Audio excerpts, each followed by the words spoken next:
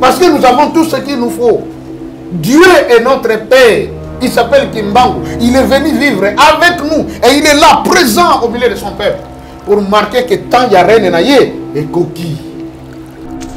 Et chaque président, ça colle déjà Makambo Yakosala. Il n'y a pas un seul qui est passé ici au Congo sans que Makambo ne soit dans la Bible. Azate. Tu vois mon pasteur? Le problème, c'est qu'ils doivent souffrir parce que nous sommes têtus. Ceux qui doivent souffrir parce que nous ne voulons pas nous soumettre à la volonté de celui qui est le maître du Congo, qui s'appelle Simon Kimbangu. Pourquoi Tata Nabiso qui sait comment il dit pourquoi Likambo Zala qui wana? Pasteur. Oui. Pourquoi tu es politique? Le Congo est le pays le plus prostitué du monde. Toutes les religions du monde sont présentes au Congo. État laïque. État laïque. Mais avec un peuple qui aspire servir qui? Dieu. Dans un style chrétien. Combien de pourcents? Plus de 90% de la population congolaise. Mais constitution laïque. Antagonisme. Guerre n'a pas chose à la grande papa c'était mal. Et à la veille, Tatanaye Azalaka empoisonné. Et donc, Tatanaye matière, en l'occurrence, il y a Elokowana, après 6 mois, Nkasa, Mvubu. Mvubu, c'est un serpent. Azakana Mai, Asenubisakana Bangolo, Aswaka Penzate. Vous voyez? Donc, mauvaise traduction de comment dire Kasavubu. Nkasa Mvubu. Mais comment Papa Kasavubu est-il devenu président? Photo Fugola, si quoi, Bakongole Bayeba. Fobolo Baki, oh, Bakimbangi, c'est Baby Makambele, Kasibolo Bakate. Le gros Bapéchibition de la Goloba, Toloba. Le président. Papa qui sur lequel le Balukaka Yende Azala, premier président de la RDC, mais à Boyaki. Alebi, beaucoup de mais babondelier, ainsi il va accepter le ministère du Travail. L'homme qui nous a mis en place l'INPP, Tata Charles qui sont lequel Daniel. C'est lui le fondateur. Le premier ministre du Travail, il y a Congo, il y a Congolais. Charles qui sont lequel Daniel, fils de Simon Kimbangu. Yango baki tata kizenga koka kokufa nokite bakendaka beko na nkamba avant bakende table ronde na Belgique. OK. Mutatambusha bango na prière wana mama Mwilu kia wanga nzitani l'épouse de tata Simon Kimbangu. Tango basilisi po bakende mibeko bazwaki yangoyo bamela masanga te basangisa nzoto na basi te bamela ba cigarette te ti bakosilisa makambo nyonso bazongi na mboka soki bazongi makambo esili bakende ko rendre culte d'action de grâce. Mais qu'est-ce qui va arriver? Puis Papa Kasavubu Bateye président, Lumumba comme étant premier ministre. Mais Lumumba s'est considéré comme l'homme qui a plus de pouvoir parce que sur la table d'élection il avait plus de voix que Kasavubu. Source de conflit. Et la popotera na bango wana et ça en sorte que le maréchal Mobutu a ce pouvoir. Et la domination lui a été donnée. Mobutu fuma ye Papa Kasavubu va ibisaka iboye. Ce qui m'a cambonio ce sili hein, ti bokosonga. Bako présenter au bamane misato. Ya liboso ko sana mabele na kati, moso ko sana ba papier, moso ko sana mbongo. Ko sana prêcher pour na ko bonate. Yo ko c'est la moi quelques minutes de silence. Mal o ko mona njinja matili kono nango, ona wana. Chose faite. Makambo nyo Cécilie. Monsieur Kasavubu, maintenant tout est presque fini. Il y a 3 mâles devant vous. Choisissez celle que vous allez prendre. Elle sera à vous pour votre pays. Kasavubu batala makambo barobaki nanga yangoy. Azeli atala kaka nzinzi do abi oy. Bafungola ko mabele ni yako. Ndile bacho. Ah, domboko yo ekei. Soka zwaka mbongo papa. Kongo ne c'était comme Papa Kasavubu tient le discours. Yo comme alobanaye. Prophète Simon Kimbangu, nous te remercions, te souhaitons le bienvenu dans ta terre natale et nous osons croire que ton arrivée nous apporte l'indépendance que tu nous avais promise. Qui a promis l'indépendance? Mais tant que l'indépendance c'est Zouami, Moutamout a commis le premier président. Lui qui était comme un lion à qui on a ôté les deux ailes, babito toke na kamba to rendre quitte de grâce. Ndako to lela ki papa Stemai. Cuisine to bana ko lela na lo ba restaurant to bana ko lela. Babenga ndako mongoto. C'est la maison qui a été construite pour recevoir le président de la République. Papa Kassafou bakendate. Ba pesier tolina ba proche. Comment yo comme président monene ya mboka monene lokola oyo. Okene ko chambre l'église à Mandala là. Papa qui se lequel asiliki. Ah. Beto mesala ba mambo nyoso samu beto kuma na kishika yai. To sali nyoso poto koma nisika oyo. Ndembo ye baba ndiko remercier biso. Azui kiti o babongisa ka président fallait vendre. Papa qui se lequel a balusa kiti wana. Ba colono semaine ya kiti sanini etali likolo. Abisi bambuta beno ke bakusa ba mambo ya bilumbu ke na kuisa.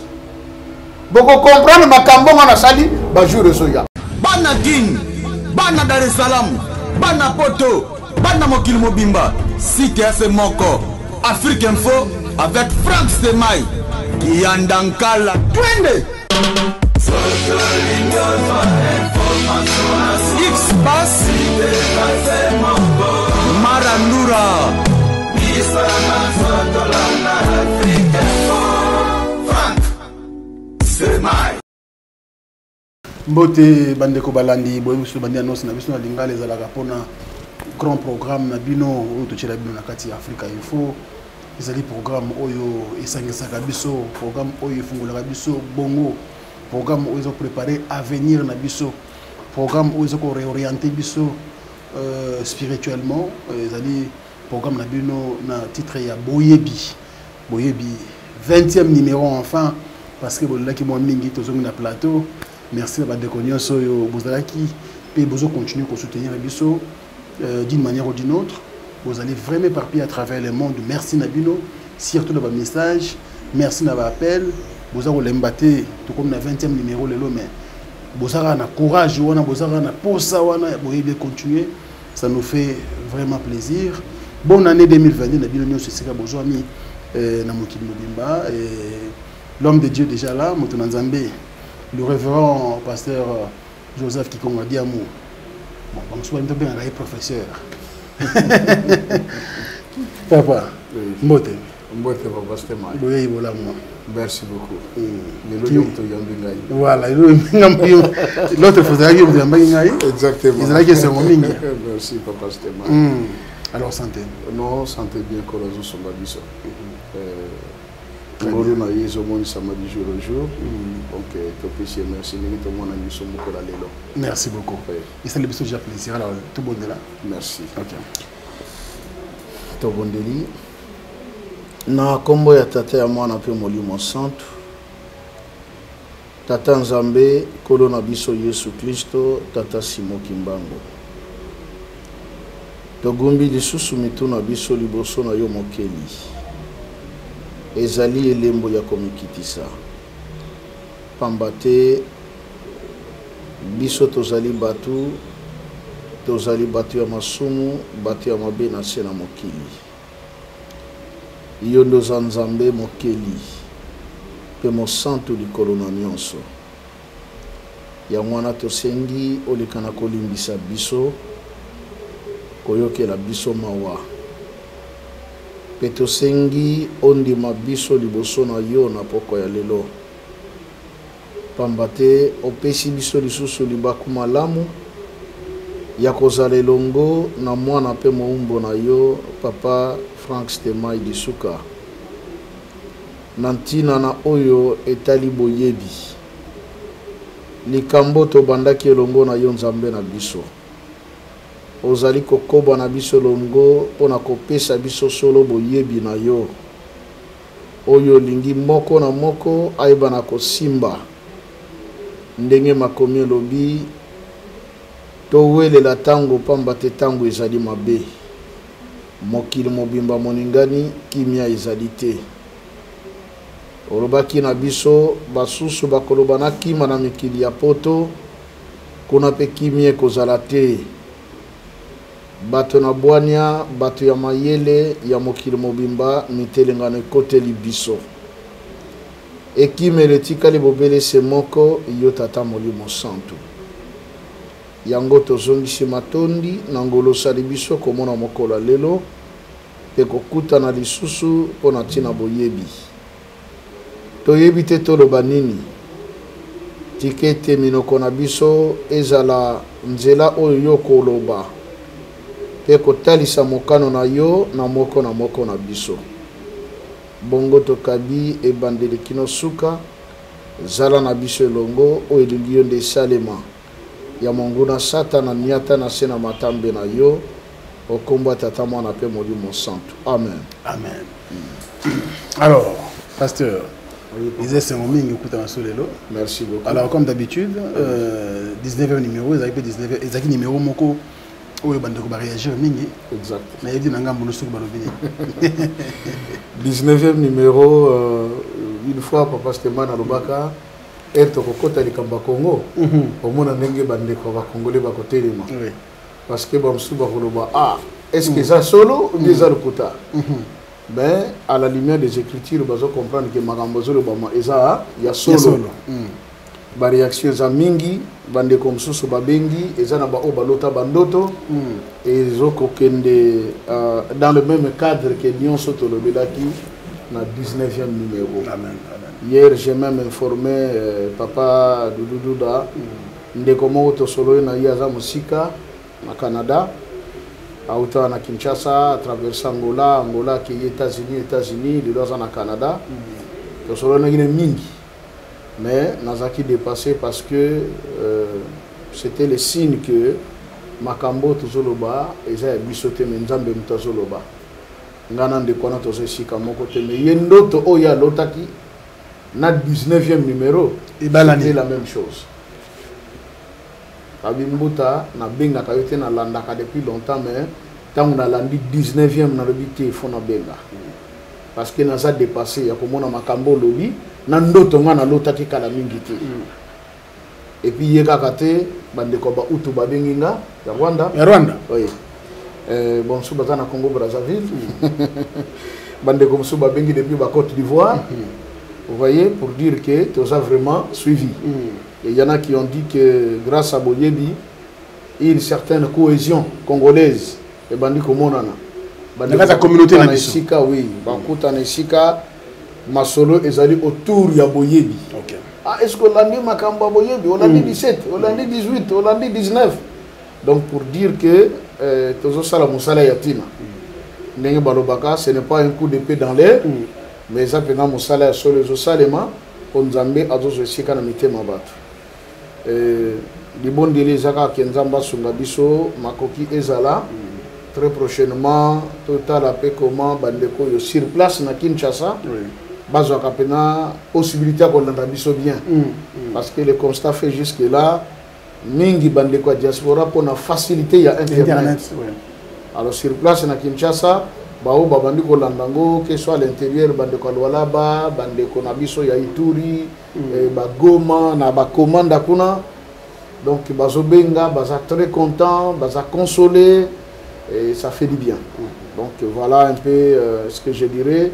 Numéro 19 et franchement bon moi-même je m'attendais pas parce que dans ma Kamanzambe mais les gens appellent ils disent mais pasteur tu as dépassé il y a point il y a comprendre makambango boye to moni penaki ya solo mboka ngo ya Congo et ça na katia Bible c'est que la Bible nous appartient ni le bango et ça biso donc une fois de plus encore ya koloba na bandeko na biso ya l'église des noirs en Afrique que bazaka toujours une erreur ya koloba que Bible ça biso te bazaka toujours une erreur ya koloba que Yesu ya ka pona ba mindele parce que Bible zotal sa biso noir sur blanc que koloye sasa de konabiso et que Bible eza et comment mapona biso outi poto au landi makambo zo le kana niveau ya poto otali comment bande komingi pose za bazonga na bango na mboka parce que ba se rendre compte que kuna makambo et aussi ba et papa qui soloke la bana ko lo bana biso toujours que tout partira de Paris omoni nzamba ye bakali kamona yinde ngazo sali lango et des phases to komi. Alors, na phase autre commis. Les Bank c'est de côté quand même, à Paris, papa. Non. Les Bank c'était mais ils allaient. Au moni toloba qui la fois passée, tant on zamba zaki mokana kosala mabe na Ninive. atindaki Jonas non pas pour Jonas qui ne peut amplifier ma bé mais qui pour aider le peuple à vivre ma bé wanate.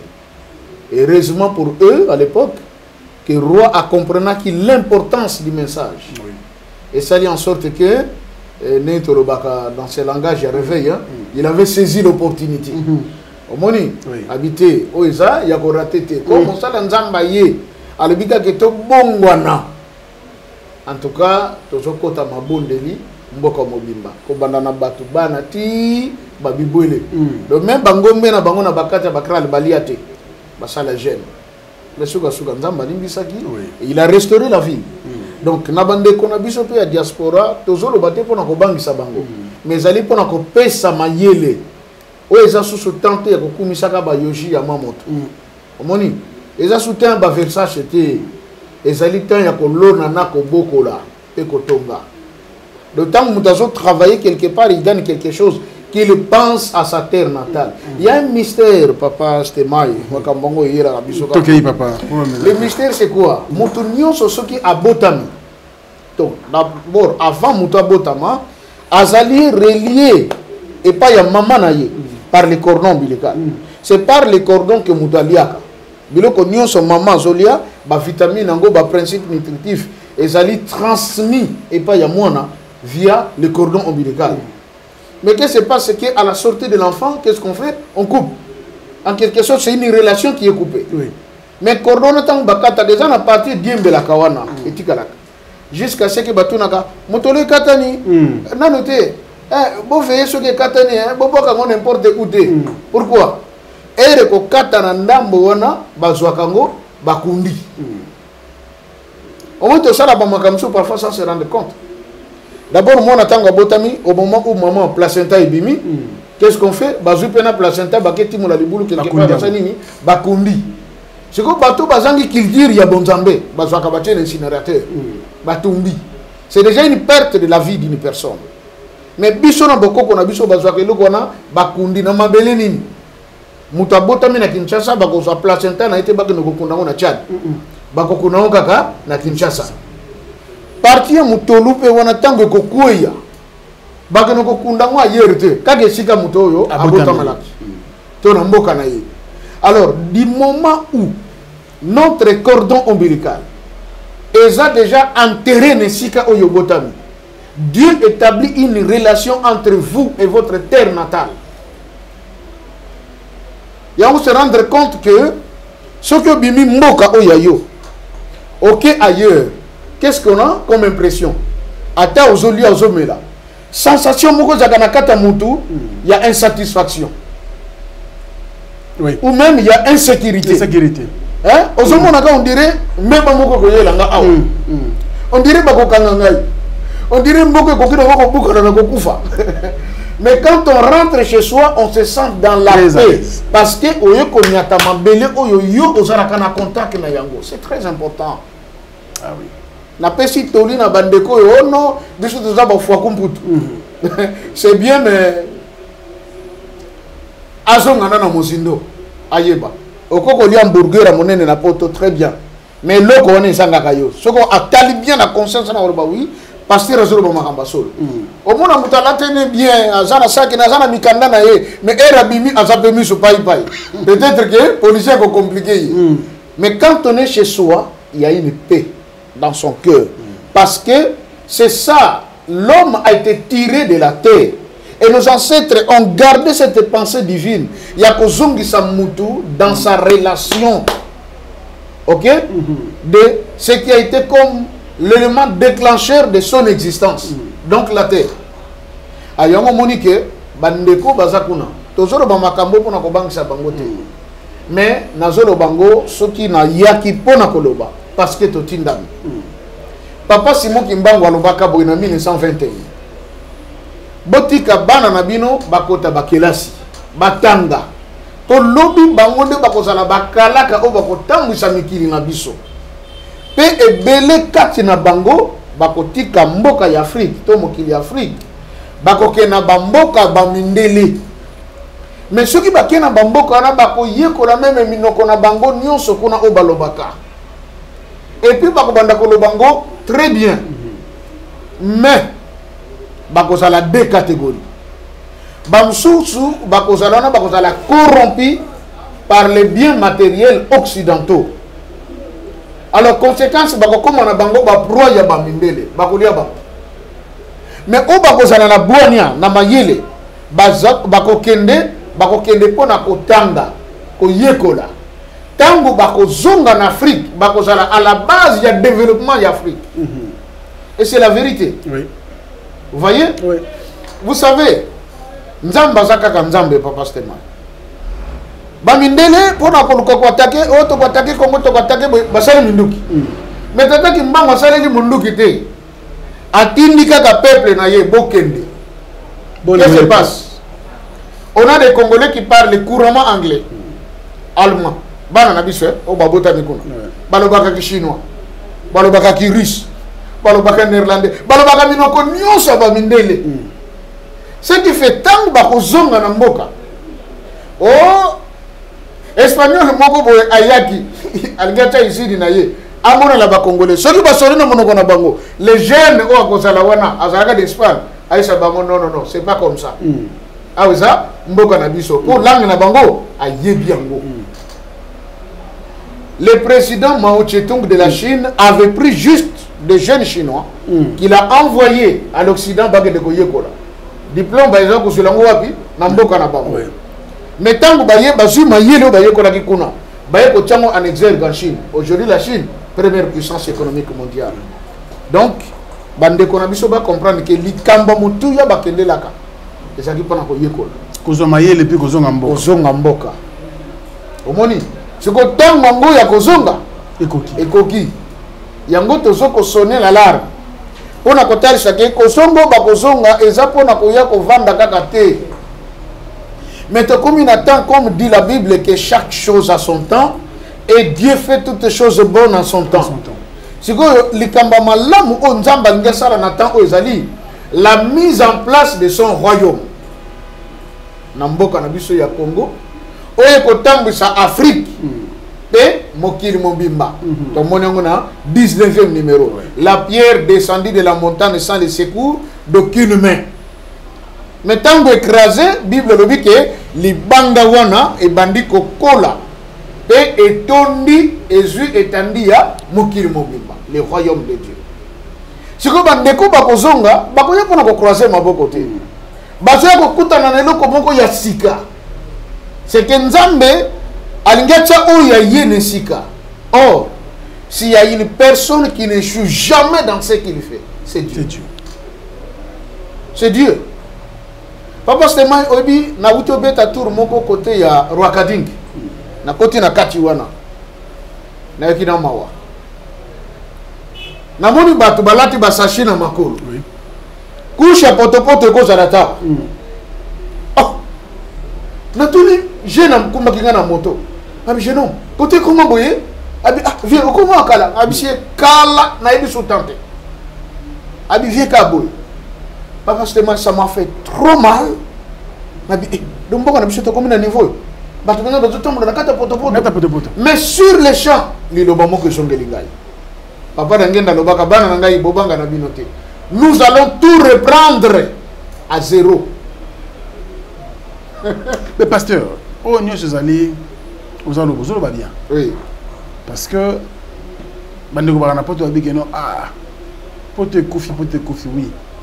Bon ce qui poto koufi. Afrique et la nini. Parce qu'en réalité tous les là ah bisognos. Oui.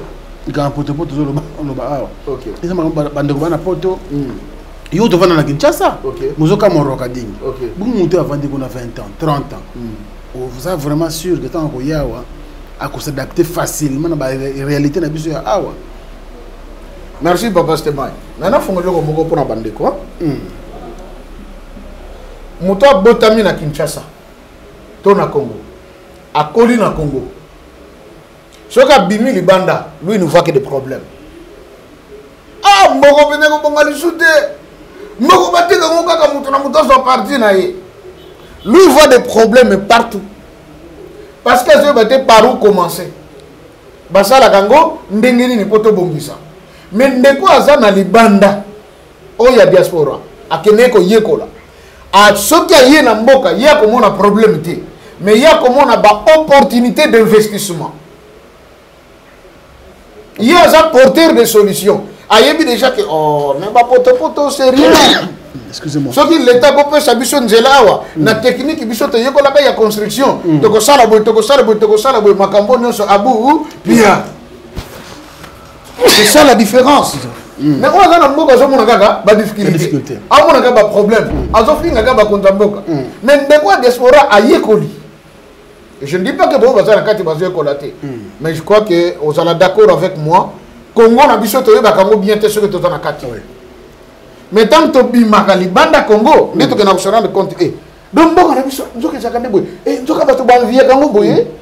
Nzoka mboka na biso ni zakapena, cerveau moteur makambebele.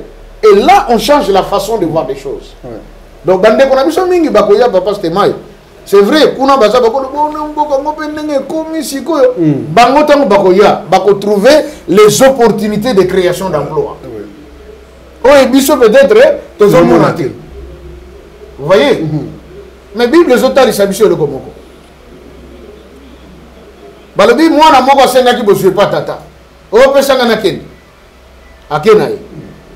Kuna ke asali ambiance asali makamno sa koka ko sala suka nyonso akena osanini esili akomolera biloko fo ba servir bangu masali examen de conscience abi oh mais nanda ka tata na biso kuna ba serviteur ba sai belé baliaka bien makambo tout bien pourquoi ngana banole biloko bangu je dois rentrer chez nous na yicha tata azonga kaka comme serviteur pas d'abord comme enfant. On m'a dit que tu es souvent tu es frère. Moi, je suis un qualité serviteur. Mais tata le baki te Allah ta ano yasika rob yasika. Azapena moi na basali les fêtes. Non, c'est une bonne attitude. Je veux d'abord comme serviteur, je veux pour servir. Na kete pour pas servir nga. Mais na kete d'abord pour que na sanini na servir. Très bien. C'est une bonne position. Abina zongi papa azongaka comme mon sali. Et tant que vous tata le dit, moi na nanga wana oazoya abunga siko ça nini amonani ne sika basali ya fête parce que abunga ki amonani mais la vision de l'enfant dans sa tête je suis venu non pas comme fils mais je viens comme étant serviteur. C'est profond. C'est profond. Ça c'est vrai. Donc de quoi diaspora aya comme serviteur et sika a créé l'emploi. A gagner bateau belé, a ça en sorte que Congo tout le monde est le pamba, a comme ça le valeur. S'il vient avec cette vision là, très important. Mais au moment où on a tiré la carte d'anda quoi bandi. Ah, non on a ça là, on a tout basé là, on fait des basa les fêtes. Bandi ko rabiso ba noir américain. Ba uti na kamba. Ba tuni papa, papa, pour ça na biso zalito ya kozonga. Est-ce que ba ko pesa biso nationalité? Est-ce que Bakopé ça biso ba mabele? Réponse c'est ça maki. Bakopé ça boya toujours c'est la bino. Mais tant que bango bakoya papa c'était moi, tu as senti différence oui. C'est que plus on a la carte, tu as nous comme ça les pas banane et pas bango. Ils auront les privilèges. Oui. Parce que c'est des enfants qui étaient perdus maintenant qui sont retrouvés. Bah y était pour être servi, mais bazoya pour servir. C'est la vraie vision de la diaspora. Peut-être que vous avez la pongi, c'est important qu'il y ait une vision en tant que serviteur. Très bien. Merci beaucoup, pasteur. Merci beaucoup. Et c'était important de me parce que l'élo, bon, ce qui est vrai, la pandémie, le coup, la bise de Afrique, nous avons les grâces qui ont épargné. Alors, l'Europe a vraiment frappé. Bon, on est que pour baby, Afrique est comme bien, Bolengi Sabango. Il y a une autre question. Donc, on a une réponse. Et ça, c'est un plaisir, pasteur. Alors, 20e numéro. Toujours dans le thème de Bisso, il y a Congo. Ok. Tu bimina nous. Donc, on va baiser, moi, tu interrompre, merci. Bimisa Nyos Bombaki pour le 20e numéro. Merci, papa Stemai. Lélo. Toujours le Béla, un sous-terme dans le Congo. Ok. Les processus, il y a établissement, il y a royaume de Dieu. À Congo. Parce que même un pour élément, il y a tout un processus. l'ingénieur ou l'architecte a d'abord l'étude du terrain. Oui. Est-ce que c'est terrain normal? Est-ce que c'est accidenté? Bon, ce que c'est normal, ce que c'est accidenté, c'est alors qu'un plan est fait. Et lobby, en exécution,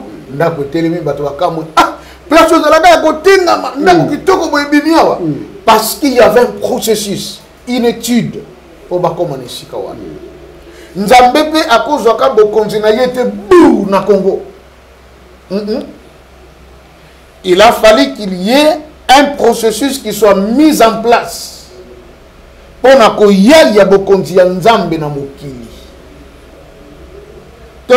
royaume de Dieu. Or, quand on parle d'un royaume, c'est qu'il y a d'abord un territoire. Royaume peut exister dans le néanté. Il y a un territoire. Il y a un peuple. Peuple wana azana batunaye, langue, écriture, civilisation. Et à la tête de ce peuple se trouve quelqu'un qui le dirige, qui s'appelle le roi. Et roi asala gaye mon côté azana cortège mobimba oyo ko accompagner pour que vision naye ezala matérialisée. Ouais. Alors, si nous disons le royaume de Dieu, au départ, on sait que le royaume de Dieu, c'est dans le ciel. Mais na bato bazongolu ya komata lola, ogenoko kutana lola kuna, ba ange bazali divisé en plusieurs catégories. Il y a des séraphins, il y a des chérubins, il y a des anges messagers, il y a ceux-là qui chantent, qui louent Dieu et tout ça. Et puis le Christ qui dit, il est avantageux que je m'en aille. Père Abakis, il y a plusieurs demeures dans la maison de mon père. Si tel n'était pas le cas, je vous l'aurais dit. Mais tikana kenena bongisi la binosika. Ce qu'on a demeure ça, c'est que ça n'a bateau ngarango. Il ne peut pas y avoir une demeure qui n'est pas construite. Et totalaka sur le plan spirituel, comme tout ça, non, bandeko, topé sa kabo offrande ya malamu l'église. Tant topé sa offrande, to so comme tongela ndaku na lola. Vous voyez? Oui. Donc, quand on présente cela, on se construit une maison. Or, Nzambe sikopo ayana bokonzi na ye awana mokili. Il faut qu'il y ait un territoire. Il faut qu'il y ait un peuple.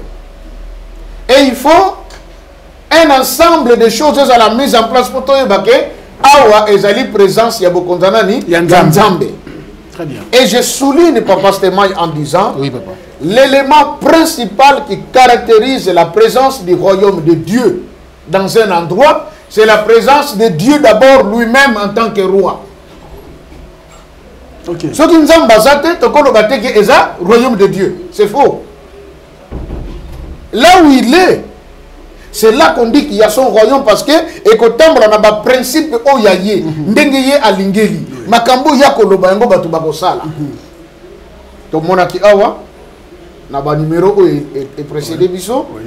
Ndenge nini Nzambe alobaki na Israël que bokonze kolongwawa. Vous voyez? Oui. Alobaki te que l'évangile va quitter ici. Bokonzi. Il dit le royaume de Dieu vous sera enlevé et sera donné à une autre nation qui en rendra les fruits au temps de la récolte. Le royaume de Dieu. C'est que tant que le royaume wana ekolongwa Israël. Et si ka yango ko kende, otoyeba d'abord que et si ka ngo yango il faut Nzambe ye moko azala wana. Voilà pourquoi les gens se disent ah mais pasteur makambi azoloba kimbangu Nzambe, osimo kimbangu yanga di Nzambe et tout ça.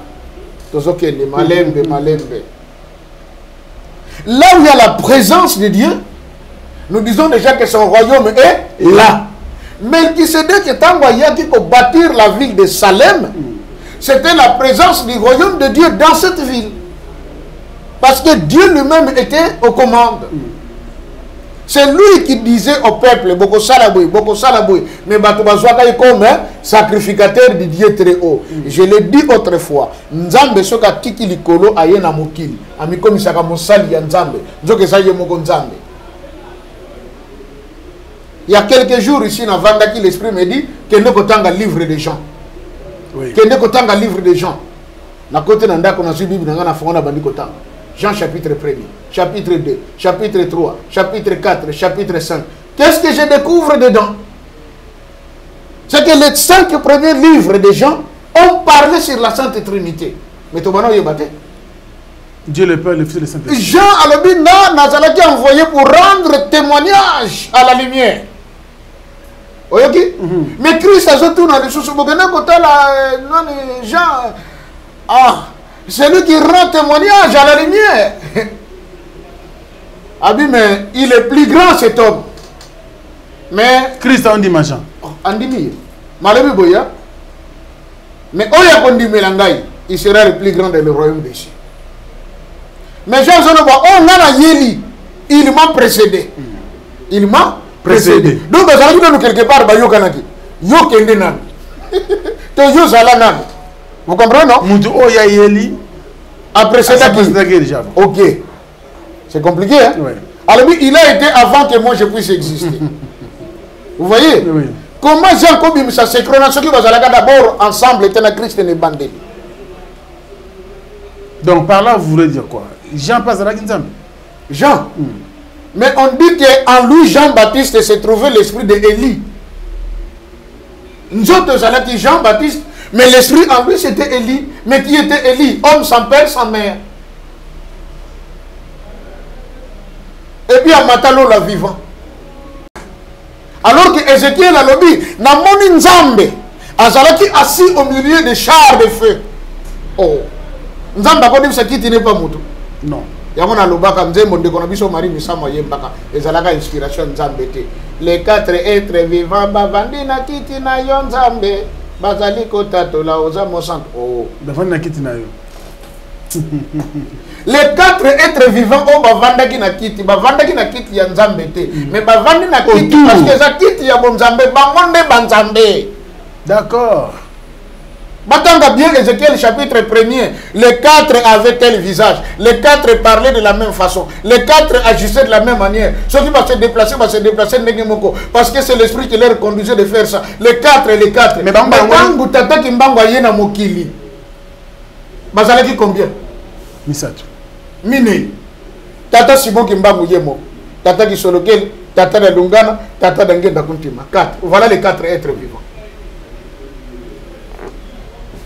Quand on a le contexte, il y a Sainte Trinité. Toko yana likambona mikolo soya. Toko zongelango. O bande komingi bazo papa, zongelana no loko wana pena ya le mystère de la divinité. Oui.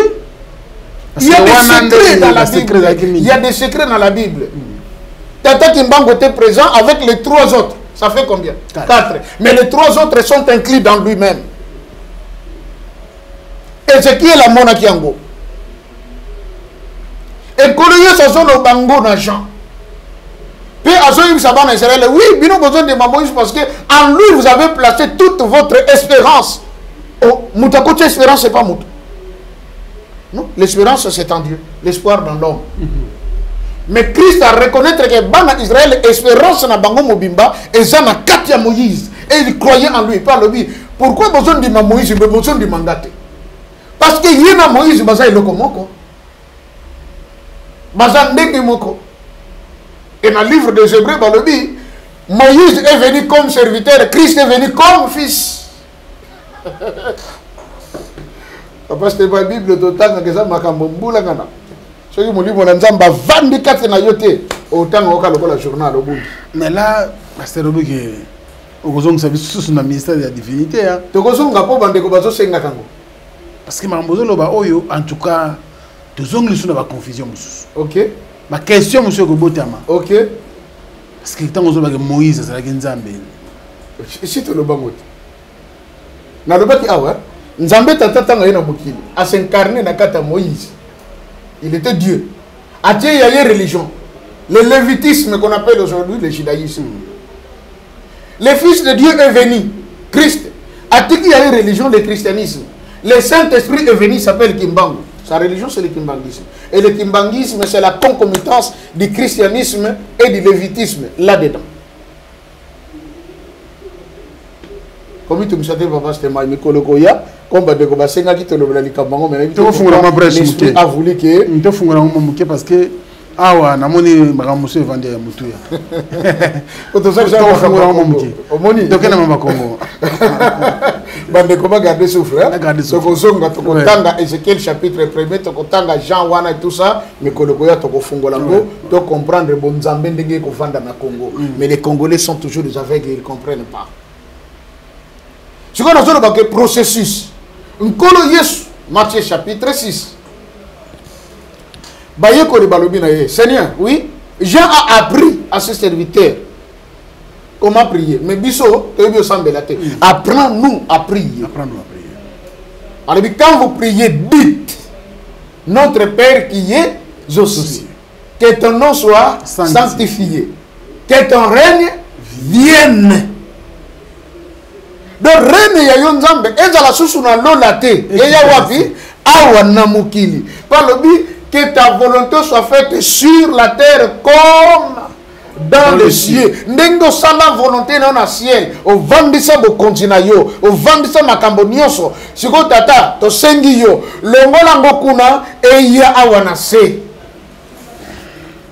Pour reni nzambe ngeke za na mukili depuis le temps d'Adam. Mais na ko bebi sa ona eya ko bomba processus. Nzamba iko reprendre. Vous voyez, Papa Stéphane, Dieu a maintenant repris le processus de la mise en place de son royaume sur la terre. La planète Terre est la planète la plus bénie. Nzamba vandi na bo continuer ya lola ndenge to lobaka. Malingi mabele yango alobaki lorsque je viendrai placer ma demeure parmi les hommes, ce sera sur la colline de la vallée de 3 collines. Mokano tangaki ya Enoch mikoleleki. Oui. Mais demain, dans Nzambe, et que ça na ngomba ou que ça na katikati, il y a 2 autres montagnes. To panzaki ya ngomba, to za na ngomba ya ngombe Kinsuka, to za na ngomba ya Mintinu, ngomba ya katikati sika trône Nzambe za symbolisé par le temple de la Nouvelle Jérusalem, Kamba. Et je le dis que les Congolais vont comprendre. Nayaka pour nous se vanter, nayaka pour nous commettre l'accès. Mais je dis des choses pour pas comprendre pour l'oublier comme la biso trop tardé. Très bien. Négo César, il y a toujours malheur à ceux qui comprennent toujours en retard. Vous voyez? Ce qu'on connaît sur le but que bon continuer ça la nini et il y a. Le sang tous les jours que ton règne vienne et que ta volonté soit faite sur la terre comme dans les cieux tous les jours. Même l'église qui m'a mis la prière de notre Père se récite chaque jour. Mais ça n'a pas. Ce que Colossiens soit pessimiste, c'est dans Matthieu 21 totangaki. Alors que Bokonjango fallait aller à Israël. Mais que dit les gens? Il est venu chez les siens ne l'ont point connu et ne l'ont point reçu. Babo qui s'y est. Abi ah. Comme Babo qui s'y est. Nalongo awa ekenango côté mususu. Mais quand on te dit bien, Papa Stéphane, noir sur blanc, avec des versets bibliques, Esaïe basakola yango, basophonie basakola yango, nkoloye soye kolobelango, to déterminer que cet endroit c'est la République démocratique du Congo. Et si quand Nzamba ko vandisa, bo konzinaye, oe ko tambusa mukili pour l'éternité. Parce que Balobi, c'est un règne qui sera éternel. Et qui ne passera plus sous la domination de quel autre peuple. Il y a plusieurs autres peuples qui sont congolais. Nzambe akozala, le roi du Congo, pour l'éternité. Donc je dirais encore que l'éternité, c'est entre les mains des Congolais. Dire, hein? Ah, on a besoin de la mituna. C'est-à-dire que c'est la folie. Parce que non, les cieux ont été créés pour l'éternel. On dit, le ciel est ton trône, la terre est ton marchepied. C'est les psaumes. Oui. On dit, les cieux sont les cieux de l'éternel. La terre a été donnée au Fils des hommes.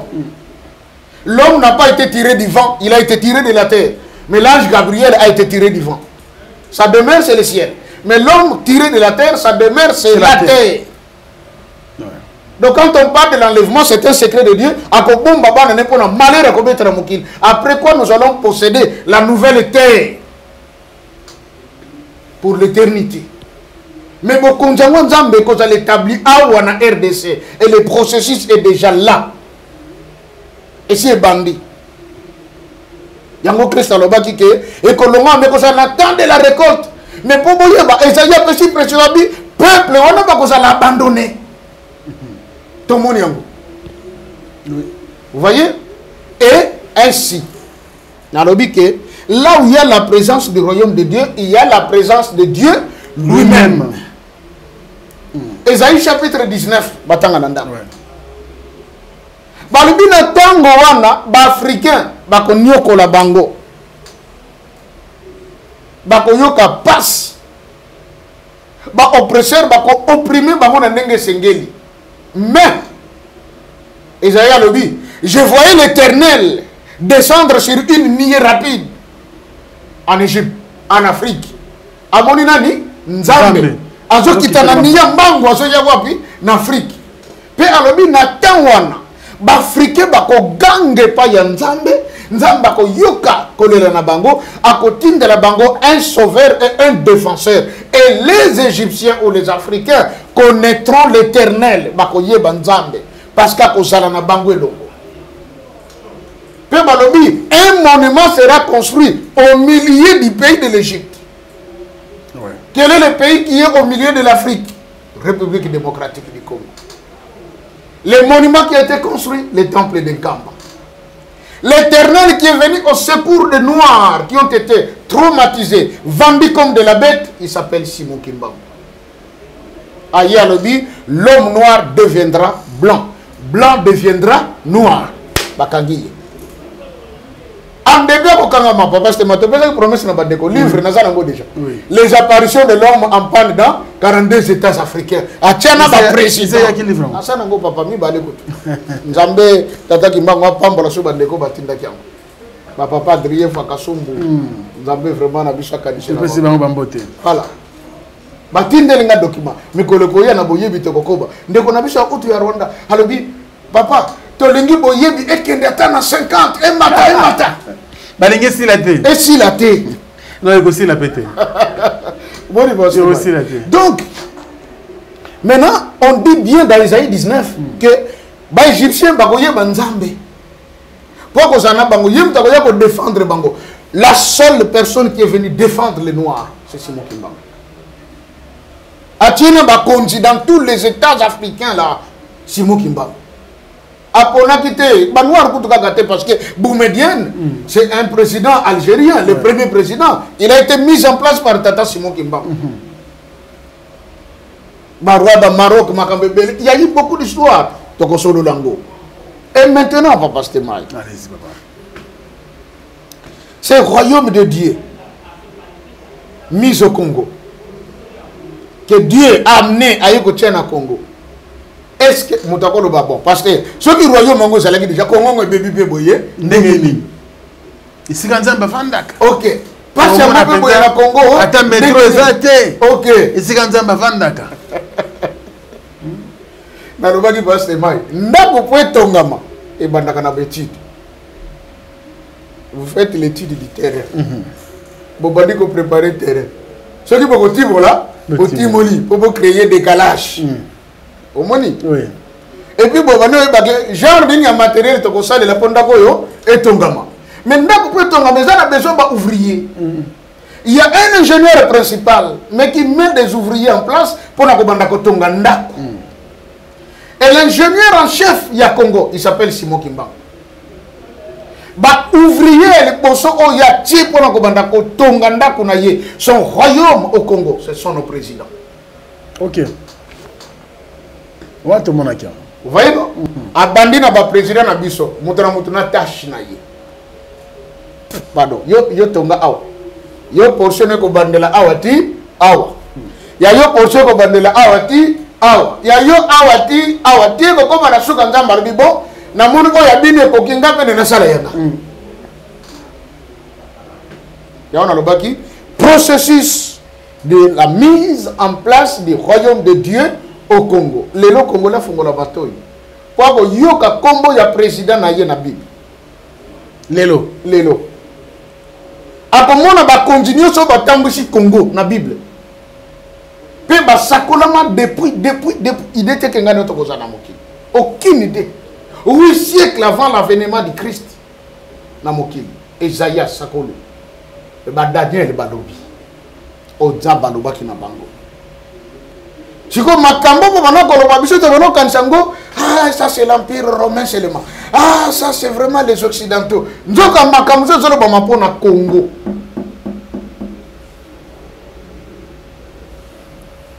Ponce Pilate a tourné encore Yesu. Est-il le roi des Juifs?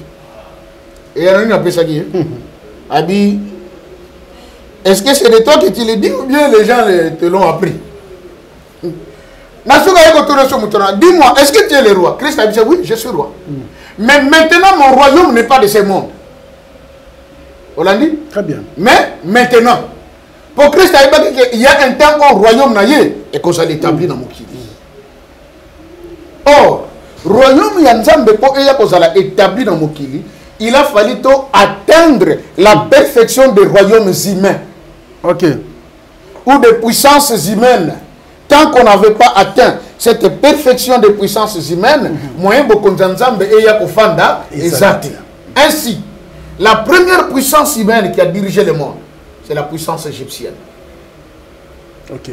Au moment où Pharaon, le Sekouya, le Gonabiso Josué Douanga, donc moins exact. Ah, Mouta, fils à Boussol, Toza Awa, la recherche archéologique, tu as tout un camois, Salakanini, ce qui m'a noté, Salakanini. Voilà maintenant, et c'est oui. Parce que les gens se disent, nous devons repartir à nos racines pour mieux comprendre. On ne peut pas envisager le lendemain si on ne maîtrise pas son passé et le présent. Voyez?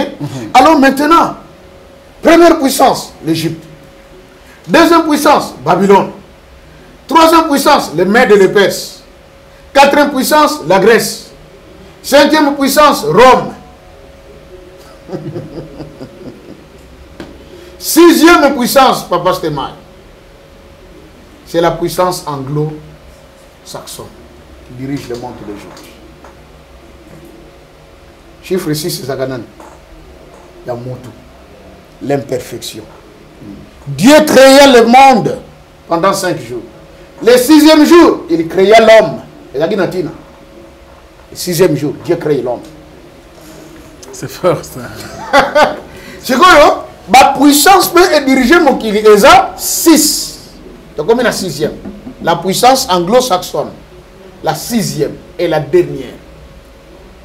Puis il y a Nzambe, il y a le 7e. Il y a Nzambe, et ça 7e, et puis il y a le Béla. Et Dieu dit dans Exode, tu travailleras pendant 6 jours. Mais le 7e jour, tu te reposeras. C'est une promesse. Et ça dit à la fois un ordre et aussi une promesse. Nzamba a dit déjà bateau. Boko ça n'a pas fort nabino pendant 6 puissances, 6 fois. Mais la 7e yanga, là vous entrerez dans le repos.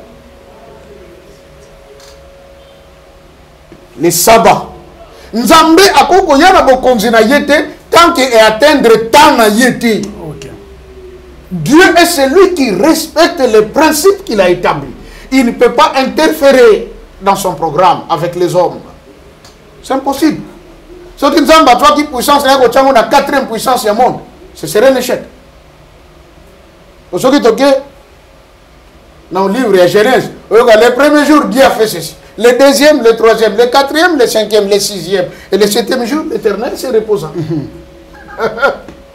Ce que tu as commis dans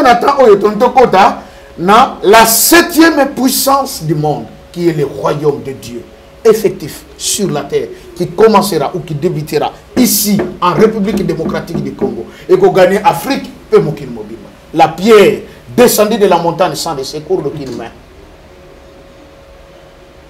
Non, mais c'est fort. Maintenant, comme je dis, nous avons un processus. Il y a un continuer na Congo, il y a un tongasiko ndako na ye, et si vous continuez à vendre, azuba ouvrier, bakondi. Babandi ko sala. Pensant qu'ils sont en train de travailler pour eux, non, ils travaillent pour Dieu. Voilà pourquoi la Bible dit n'injuriez pas les présidents, les rois. Parce que ça, mon papa l'ami, il y a un Nzambe, a tient pour une mission. Et la Bible ajoute encore que toute autorité vient de qui? De Dieu. Donc, Nzamba dit pourquoi Azala bon, Azala méchant. Il est là pour l'accomplissement d'une tâche donnée dans le programme Yanzambe. Très bien. Très bien. C'est là le Congo. Peuple congolais, c'est là. Et je dis peuple Congo. Peuple Congo. Quand je dis du peuple Congo, ce n'est pas le Bas-Congo de la province du Congo central. Angola, Congo Kinshasa, Congo Brazzaville, Gabon, Cameroun. Le comité na Guinée, le peuple Congo, na Nigeria. Oui, les partout ils sont, ce sont les peuples Congo. Les Zoulous l'ont déclaré, les rois. Peuple Congo, il y a Fandaming na Nigeria. Actuellement, à l'Imbissanga, je crois, en Finlande ou Norvège. Alobi, le Cambo Tanga qui est bandeko ya Nigeria. Tout ça na Bangala kuna. Ba Kombo na Bango. Confirme qu'il est. Voilà. Moi, j'étais avec des amis pasteurs nigériens. Ils ont le régime que nous avons. Leur mentalité, c'est nous. Et ils ont reconnu que en Afrique centrale,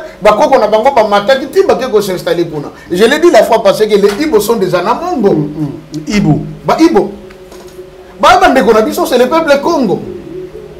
Et c'est le peuple Congo qui a été le premier à être déporté de l'Afrique et vendu aux États-Unis d'Amérique. Bakomakikuna, c'était le 20 août 1619. Vous voyez? Voilà pourquoi il y a 4 siècles, il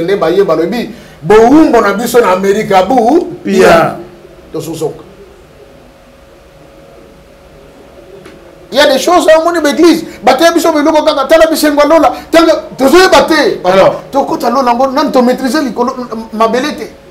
Pasteur, ce qui est sûr, oui. Actuellement, toujours vivre la 6e puissance. Toujours la 6e puissance. Quels sont les signes? Les signes? Oui. De la 6e puissance. De la 6e puissance. Merci. Il y a un grand signe d'ailleurs qui ne trompe pas. Dans le but que la 6e puissance, c'est la puissance anglo-saxonne. Il n'y a pas pays francophone. Il n'y a pas pays lusophone. Donc, il n'y a pas portugais. Il n'y a pas pays anglo-saxon. Il n'y a pas anglais. La langue primordiale, c'est l'anglais. C'est l'anglais. Partout, hein? Ça oui, ça oui. Ok, de Chine. C'est l'anglais. How are you? Where do you come from? Ok, na Dubaï. Oleba lobanayo, bismillah hala yaba. Non, bakotu na yo. Where do you come from? Give me your passport. Mais ce n'est pas un État américain. Mais Bozor Banini, anglais. Voilà le signe majeur. C'est ça le signe majeur que nous sommes sous la puissance anglo-saxonne. Malgré que la Chine est devenue la première puissance économique mondiale, mais le pouvoir du monde est entre les mains des anglo-saxons. C'est comme ça que le président Paul Kagame, il avait compris ça, il dit, bon, on a beaucoup fait la francophonie, on a compris la Commonwealth. Pour nous, on a bénéficié de l'avantage parce que, bon, on est besoin d'attendre. On n'a pas savoir saisir quoi? Les opportunités. C'est fort. Ouais. C'est eux qui dirigent. Nous sommes à la 6e puissance. J'ai dit la première puissance, oui, la puissance égyptienne. La deuxième, Babylone. La troisième, les Médo-Perses. La quatrième, les Grecs. La 5e, les Romains. La 6e, anglo-saxonne. Maintenant, la 7e puissance qui arrive, c'est la puissance de Dieu. Voilà pourquoi on est sous la domination d'aucun autre peuple. Parce que ça, c'est un peuple qui côté les mains. Et il y a que Dieu veut s'imposer. Il veut placer maintenant son règne sur la terre parmi les hommes. Et ce règne, c'est ici au Congo. Il y a toujours que Congo dans un peuple, il y a Nani, il y a Nzambe. C'est vrai. Dès qu'on a vu sous les Béninois, il est dit, le peuple le plus idiot, c'est vraiment le peuple congolais là. Ils ont pour père Dieu. Et tous sont des princes et des princesses. Mais ils ne se pavanent comme ça là pour chercher quoi oh? Parce que nous avons tout ce qu'il nous faut. Dieu est notre Père. Il s'appelle Kimbangu. Il est venu vivre avec nous. Et il est là, présent au milieu de son peuple. Pour marquer que tant il y a reine naïe et coquille. Bokonja tatan Zambé. nalobi ke bakonzo badirige RDC bazalaki baserviteur to baza baserviteur ya tata Simon Kimbangu pour amener la chose vers son accomplissement. Et chaque président basakola déjà makambo ya kosala. Il n'y a pas un seul qui est passé ici au Congo sans que makambo ne soit la Bible. Azate. Tu vois mon pasteur? Tout ce qui n'est pas pasteur. Et je donne un signe. Au moins, il faut comprendre makambo belé. Les problèmes sont qui doivent souffrir parce que nous sommes têtus. Ceux qui doivent souffrir parce que nous ne voulons pas nous soumettre à la volonté de celui qui est le maître du Congo, qui s'appelle Simon Kimbangu. Dans le bas qu'il a fait passer, lorsqu'un pharmacien fabrique un médicament, le médecin qui doit traiter le malade est obligé de se soumettre à la notice présentée par les pharmaciens. C'est lui qui connaît la prise de ces médicaments, la posologie, mode d'emploi. Est-ce qu'ils ont titané? Est-ce qu'ils ont intraveineux? Est-ce qu'ils ont intramusculaire? Quelle dose il faut pour l'enfant et pour l'adulte? Combien de milligrammes par kilogramme? Ce que vous savez, Congo, c'est un montant à colonango.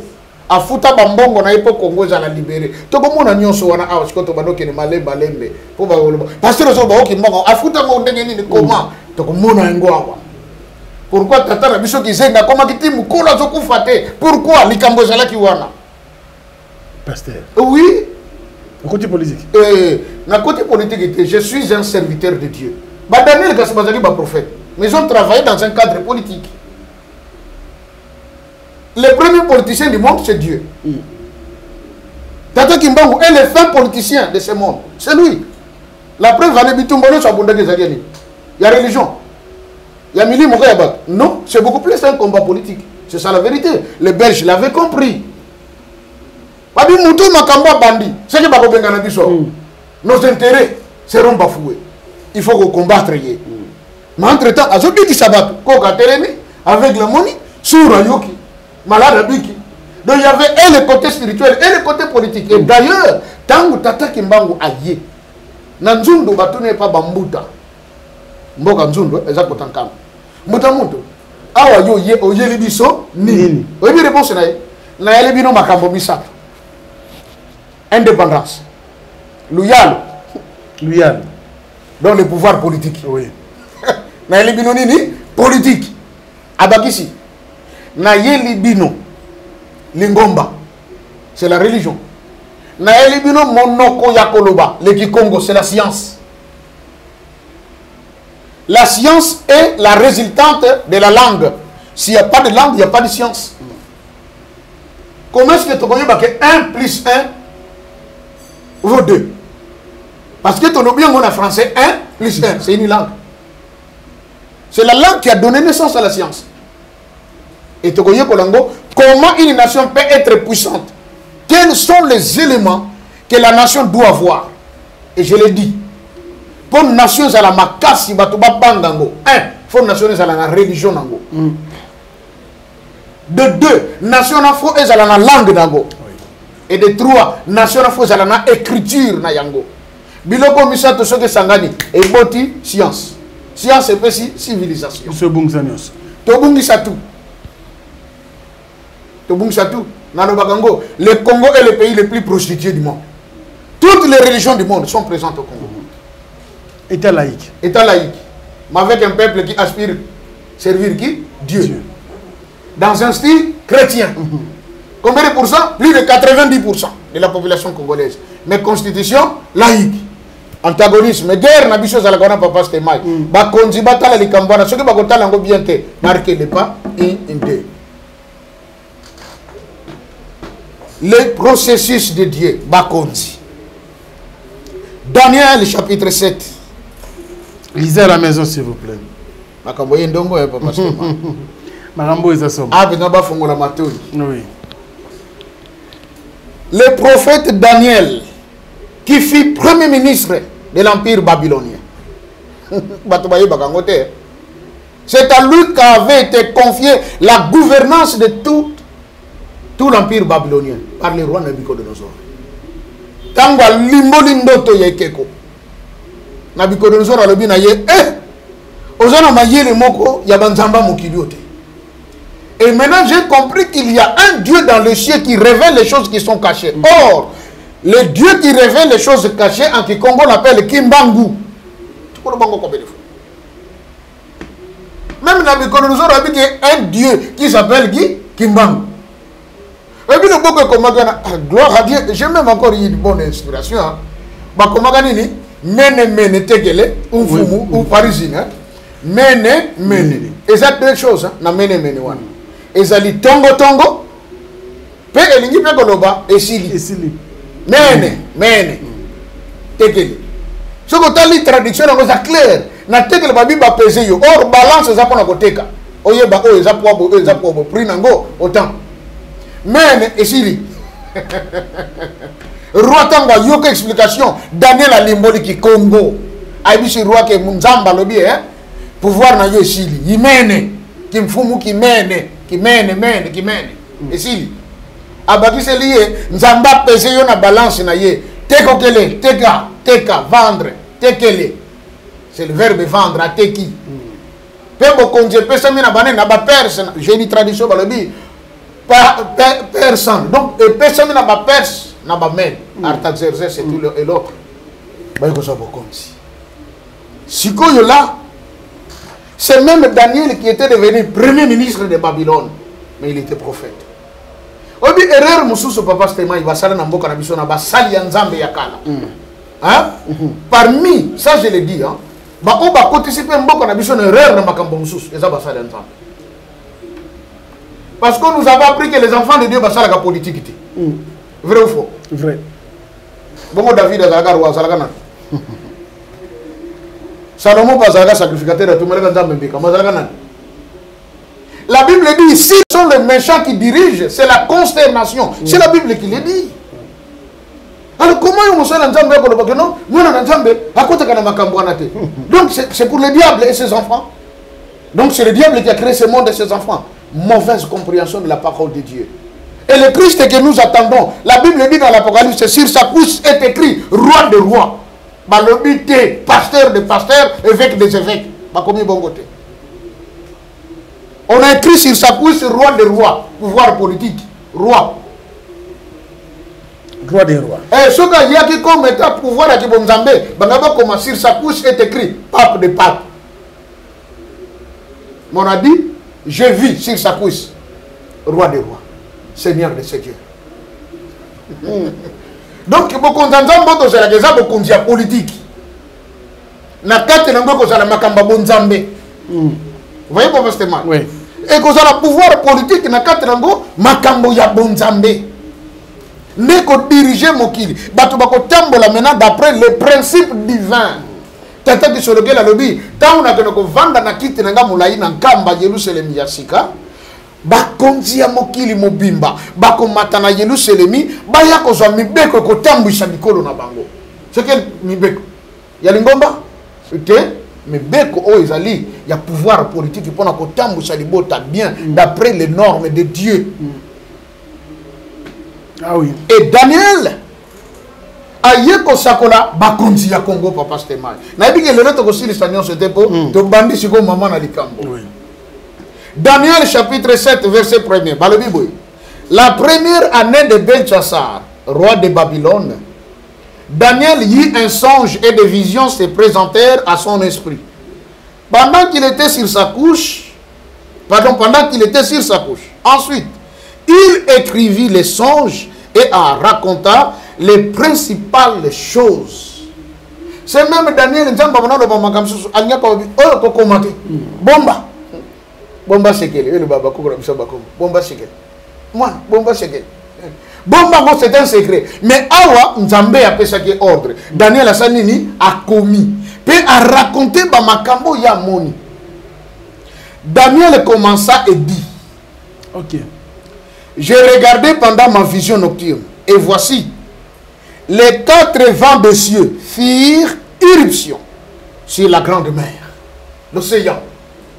Abina moni na ndoto mi pepe ya bikuke mine ya lola et souffle nyo son ambala moko wapi na océan na mai et ningisi mai tata simo ki mboke ngane aye imsi biso litanga moko ya mai euti na likolo e kwei na kati na océan et sali nini e ningisi mokili Parole on a kimbangi c'est ne bien. La signification.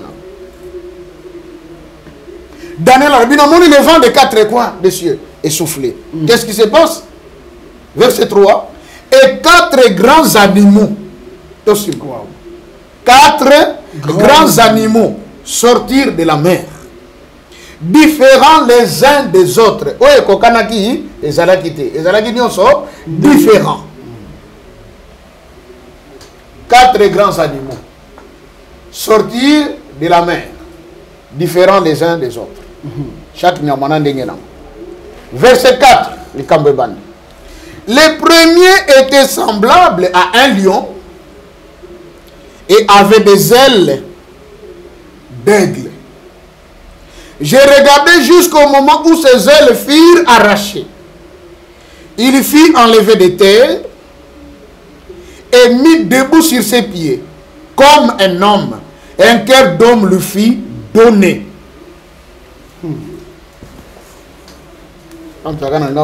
Alléluia. Bien. Tu comprends, pasteur? Oui. Pour ma musindo et bani. Ah oui. Abina manako tala tangu mbonge wane uti likolo et ye ningisi océan na moni maye ningani. Mais tangu maye ningani banyama minei ebimi na kati ya maye. Nyama moko na moko azalaki na lolenge na ye na makambo na ye. Mais ya yambo onga na moni azalaki lokola nkosi. Il était comme un lion, semblable, Balobi. Il était semblable à un lion. Donc, Aza lion té. Mais Aza semblable à Kokani. Vous comprenez pas? Très bien. Il avait les ailes d'aigle. Aza kina mapapu ya mpongo. Mpongo zakana mapapu bon. Ni balé. D'ailleurs, j'ai regardé jusqu'au moment où ses ailes furent arrachées. Nyamango aza lokola lion. O aza lion te maza lokola lion. Ba tele misiye abimi na kati ya mai. Mais atala boye ba pikolier ma papu nyonso mibale. Et il fit enlever de terre et mis debout sur ses pieds comme un homme. Lion a terminé lokola botu. C'est a terminé na makoloboni mibale. Un cœur d'homme lui fit donner. Qui est cet animal? Na Congo. Qui est cet animal qui est sorti des eaux, qui est semblable à un lion?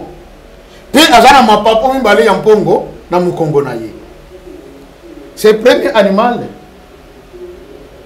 On va appeler symbole, figure rhétorique.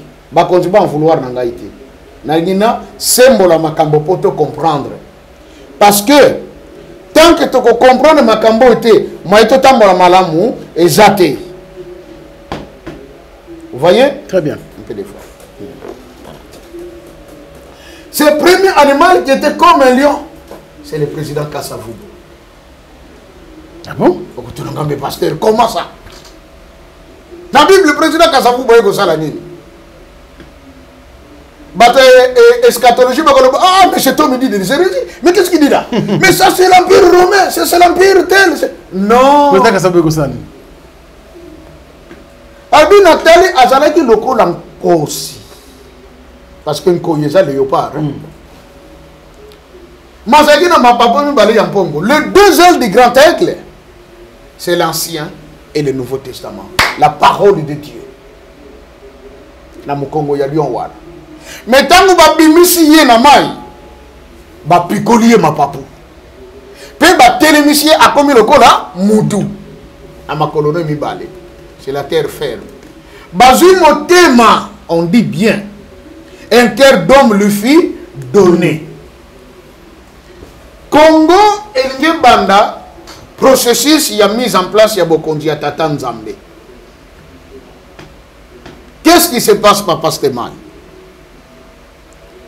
En 1920, tu as dit que Belge. En 1930, tu as dit que Belge. Le 29 juin 1960, tu as dit que Belge. c'est le jeudi 30 juin, n'est commis, Bansomi, où le peuple est libre. Auto Yembagina la Zaïroise, peuple libre jamais. Si quand le temps que vous êtes Baumbo, comment s'est-il fait que Moutoloko, la papa Kassavou, se retrouve président? Na pesi d'abord caractéristique. Balobi, Mouto Zalaki wana, Nyama Abimaki Zaki lokola Nkosi. Azaki na mapapu mi bale ya mpongo na mukongo me babuki, balongoli yango. Pe ba pese motema ya moto. Pe ba télémisie na mabele. Or, notre papa Kassavou, dans ses études, il voulait être qui? Prêtre catholique. Nous demandons à Dieu de bénir le Congo. Vous voyez le béni? Il y a papa Sango. Tant que ça n'a qu'à séminaire qu'on y est là, père spirituel n'a y a tali à l'ébit Kassavou. Toi tu n'es pas fait pour être avec nous. Tu dois nous quitter. Vous voyez? Penazongi c'est mon papa Stemai. Papa Kassavou avant Abotama, Bangunza ya Bamanyanga, ya Bantandu, ya Bandibu, Bakenda ti na mayombe na mboka dizi. Kokene ko informer ba parents na ye. Bongama parce que tobota mwana ko sala rohe liboso ya Congo libre. Yango kaso utanga bota maka baba nako batela ye. Et à la veille ya ko bota mana ye, tata na ye azalaka empoisonné. Et là que biki saka tata na ye ba pesa ka ye matière ya nzete moko ba benga nkasa tango ale yango de projet sanini esili. En l'occurrence ya eloko wana apesi mwana kombo na ye nkasa mvubu. Mvubu c'est un serpent. Azakana mai ase nourrissaka na bangolo aswaka penzate. Vous voyez? Donc mauvaise traduction de comment dire Kassavou. Nkasa Mvubu, c'est ça son nom. Voilà pourquoi il était le premier à la poison. Il y a esclavage, il y a des Congolais. C'est ça qui signe. Tata Zalaki empoisonné. Poisson nini akufa. Bissoto Tozaki empoisonné d'une manière ou d'une autre. Sur le plan culturel, Makambu tout, Tozaki déjà empoisonné. Il a fallu qu'il y ait quelqu'un qui vienne, qui soit pour nous comme un médicament, un remède. Nkasa. Mais comment Papa Kassavou est-il devenu président? Photo football, c'est quoi? Congolais Bayeba. Pour le bagage, bagimbangi, c'est quoi? Makambebele, Kassibolo Bakate. Donc on va pêcher de la Goloba. Tata Kassavou étant dans ses études à Thiela, il a été sous l'encadrement de Papa Gisolokele. Et plus tard, à celui de Papa Dangenda Kuntima. Yango Papa Kassavou Kendaki, je crois, Tina Bakana et tout ça. C'est à cause de Papa Dangenda. Il l'encadrait. Bazalaki na ye côte à côte. Pourquoi? Bayebaki et l'Okonini Batchekat na ye. Or, le 17 août 1922, tant que prêtre catholique Yakisanto, Bake kota la tata Simon Kimbango na Katanga, batuni balebi moko tata toye pana yo. Limbisa biso to sala ki erreur ya kubundisa yo. Toye ko comprendre ko za motinda mi ya solo. Ya Nzambe. Yebisa biso Kongo ngolobi eza ndenge nini. Pe mokile ko tambola ndenge nini. Et si ka prophétie epesama que roi de Belge akokota prison. OK. Le 17 août 1922. D'accord. Pe tata Kimbango asakoli alobi pona Congo. Beaucoup connaître 4 présidents dans un premier temps. Oyoki? Abi le premier, à cause de la haine et Congo. À cause de Chikangaï, na botami na salili musala. Mako régner peu de temps. Mako zala na elembo ya Nzambe na motema na ye. Daniel alobi, il aura quoi? En lui donnant le cœur de l'homme. Nzamba longoli motema kiboniama. Azimo tema ya bomoto apesiye ko jane lembo ya Nzambe. Tata Kimbangu l'avait dit, Daniel l'avait dit. Il aura le signe de Dieu dans son cœur. Et Papa Kassavou qui voulait devenir prêtre pour prêcher l'évangile, oyande salaki liloba ya Nzambe to yambi yango balobi na yete yotika makamba Nzambe. Donc les deux ailes du grand aigle lui ont été arrachées. Balongoli ma papu. Au salema pona évangile te. Au salema te pona koloba bande ko babolingo te.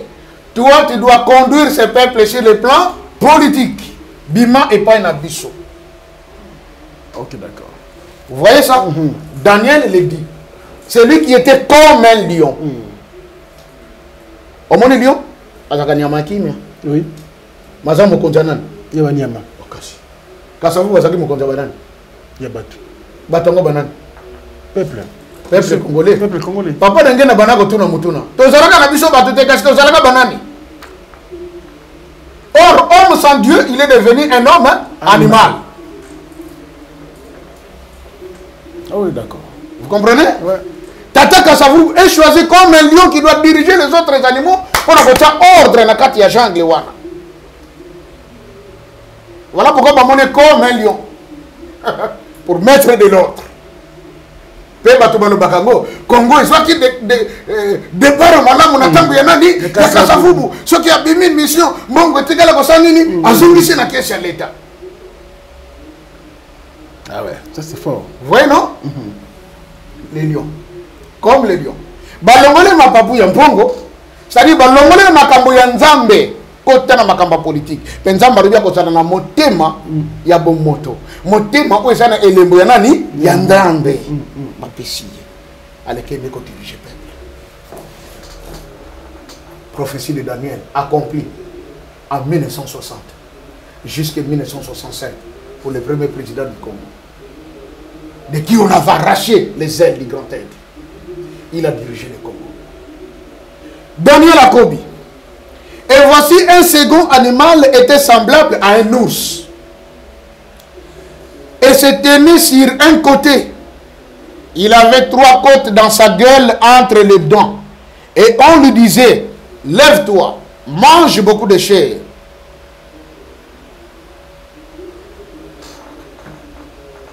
Verset 5. Daniel Abina moni nyama mususu tango abimi azalaki lokola ours. OK? Mais abana ko se tenir na ndambo moko.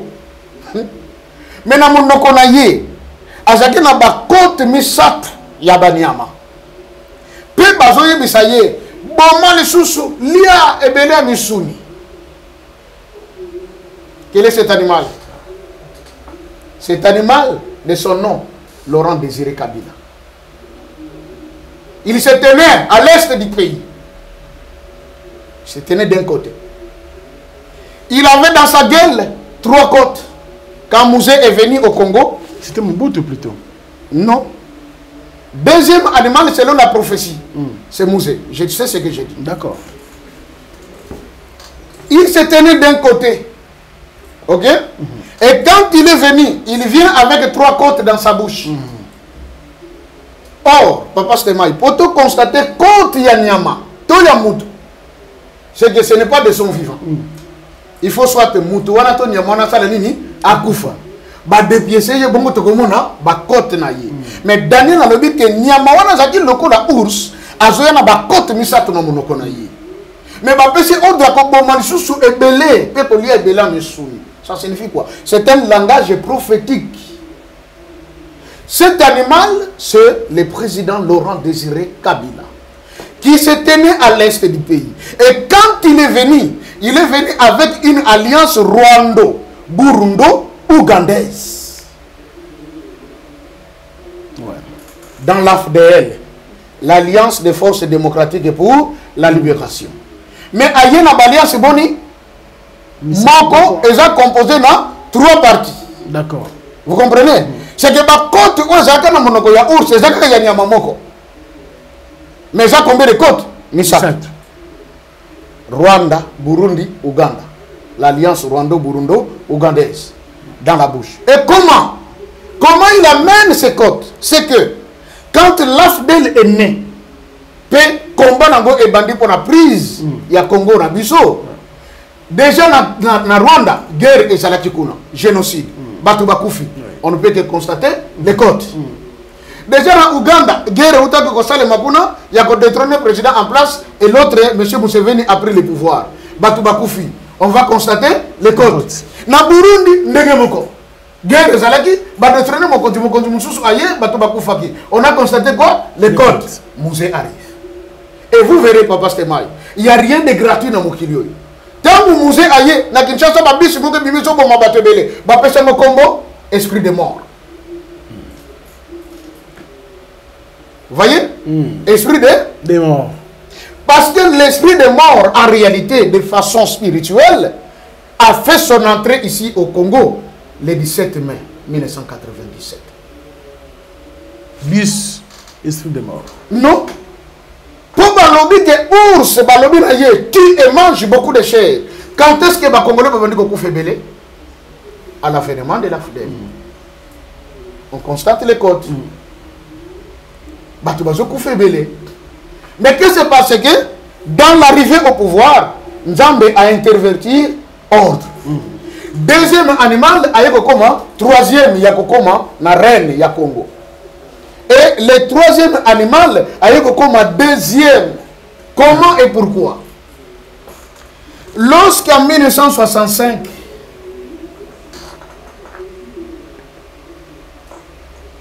Kassavubu était évincé le 24 novembre, Mobutu prend le pouvoir. Mais le président Mobutu au début, il n'était pas politicien. Il était dans l'armée. Or, un militaire est apolitique. Oui. Vous comprenez? Oui. Mais déjà en 1960 et 61, Mouzé était politicien. Président de la jeunesse du parti de M. Lumumba. J'attends un document. Et j'ai suivi M. Kachamura. Un jour, dans la télé, il y a Télémoko ya Congo Brazza, il racontait l'histoire, il y a Makambuya indépendance. Il dit ceci, Mouzé est avec nous à l'époque, il assumait les responsabilités du président de, je crois que c'était le MNC. Tango Babomaka Lumumba, on cherchait aussi ses collaborateurs, Moussa Kimaka. D'accord. J'aurais appris que Papa Dengue n'a pas facilité à Bango sortir en Boka. Bakendeki Brazzaville auprès de l'abbé Philibert Yulu et de là Bakendeki ti na Rwanda. Ndekuna Moussa Bandeko s'organiser, il y a créer rébellion naie, to vivre guerre, il y a Moba 1, Moba 2. D'accord. Vous comprenez? Oui. Ndesika bayaki ko betele Massassi par le général Mayele, Nathan Abengisa Danani, mais c'est Che Guevara. C'est ça l'histoire du Congo. Maintenant que c'est parce que Mouzé, qui était censé être le deuxième président de la RDC, il se retrouve troisième parce que Nathan Naye, il était de l'autre côté, mais Nzamba Bongise la Kiango Bongo, il sait le pourquoi. Mais Daniel a raconté Bissou Makambo à son monde. Et Abakisi Papa Stéma, il faut comprendre bien parti.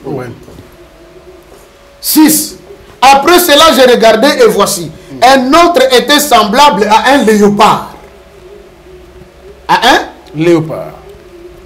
Il avait sur le dos 4 ailes, comme un oiseau. Cet animal avait 4 têtes.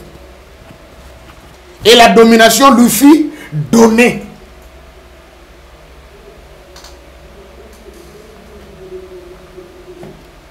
Alors, nous avons le troisième animal. Azalaki lokola, un léopard. Mon bout taillé, n'a toté menenini. Léopard. Les ailes servent à un oiseau ou à un être de pouvoir s'envoler. Quand on dit, ah, c'est moi, tu as pris de l'envol, tu as pris de l'ascension, au mati, au tombami. Or, Papa Mobutu Azaki a 4 puissances spirituelles au tombolaki. Les 4 ailes. 1. Il fut chrétien catholique. Donc il y a la puissance divine. Vous comprenez? Oui. Tous les Congolais savent que Papa Nabiso Maréchal Azalaki, Mokondi Yasek et Babenga qui prime à Kouria. Ok? Oui. Les Papou Moussous. Il était aussi franc-maçon. Les Papou Moussous. Et il s'était déclaré lui-même comme étant le premier chef coutumier Zaïroua. 4000 Papou. Daniel Alobi, Léopard Wanazaki a 4 têtes. Tant qu'il y a yé à Subokonzi, pour accomplir la prophétie, il annonce le recours à quoi? À l'authenticité. Oui. Vous comprenez? Très bien. Bakomba ba Joseph Sanini et Koufi.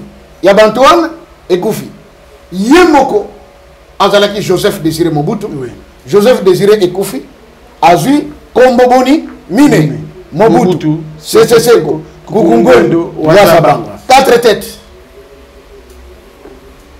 Est-ce que la Bible est aussi? Non. 4 ailes, 4 têtes. Puis la domination lui fit donner. Quel est ce président qui a déjà dominé au Congo plus que Mobutu? Personne. Personne. Vous voyez? Congo Zamboka est là. Et c'est la Bible. Et c'est la Bible. Daniel a d'autres d'écrire. Bakonzi à Congo. Habitants n'ont pas besoin. Les besoins sont comme un lion. A besoin de ma papa une balai en Congo, mais Bakolongo, Bakopese monter ma bon moto pour attendre le sabbat. Ce qu'on a arrivé au pouvoir, 3e animal a commis 2e dans la position. Vous voyez? Et le 2e animal est devenu 3e. Pourquoi? C'est sous l'ordre de lui-même, Tata Kimbangu. Nazongi.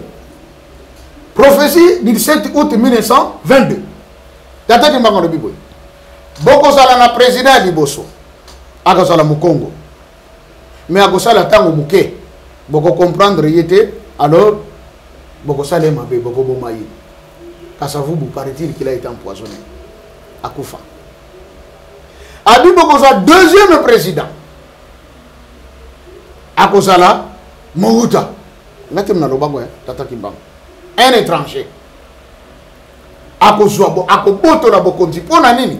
Parce que tango mokonzi aliboso kozala en place entre bango bakonzi guerre et kokota. Boyokani ekozala lisusu te. Wana maloba papa Simon Kimbangu. Muto aza na prophétie le 17 août 1922 atanga ngwa komona. Je l'ai avec moi ici. Abi la guerre, la mésentente et kokota parmi bakonzi. Bakobanda ko welana, alors un étranger viendra, il prendra le pouvoir. Et guerre en est monanaki. Kassavou Balobi, je révoque le premier ministre. Le mouvement de son côté, je révoque le président de la République. Guerre entre président et le premier ministre. Vous savez pourquoi? Pourquoi, pasteur? Parce que tant que l'élection est Salemaka, Moutabimaka premier tata qui solokele avec 91%. De ceux qui avaient obtenu 50 000 à 100 000 voix. 2e, M. Patrice Emery Lumumba. Ah bon? Oui. 3e, je crois que c'était Thomas Kanza. La 2e liste de ceux qui ont obtenu 10 000 à 50 000 voix, Tata Kassavou s'est retrouvé en 3e position. 3e. Ce que vous comprenez, qui était Moutazalaki 3e dans la 2e liste, il est le président. Ou Azalaki premier dans la première liste, Aboyno Kozala président. Papa qui sur lequel le Balokaka Yembe Azala, premier président de la RDC, mais Aboyaki. Alebi, Bokonzinane, Zay Moukilio Yote. Mais Babondelier, ainsi il va accepter le ministère du Travail. L'homme qui nous a mis en place l'INPP, Tata Charles qui sur lequel est Daniel. C'est lui le fondateur. Le premier ministre du Travail, il y a Congo, il y a Congolais, Charles Kisoloke le Daniel, fils de Simon Kimbangu. Wow. Et Tata Kassavou, comme il était dans la promesse que c'est lui qui sera le premier président, Papa Dangenda, Papa Kisoloke, bah yebisi ba politicien congolais que Kassavou soit le président. Il est le choix de Tata.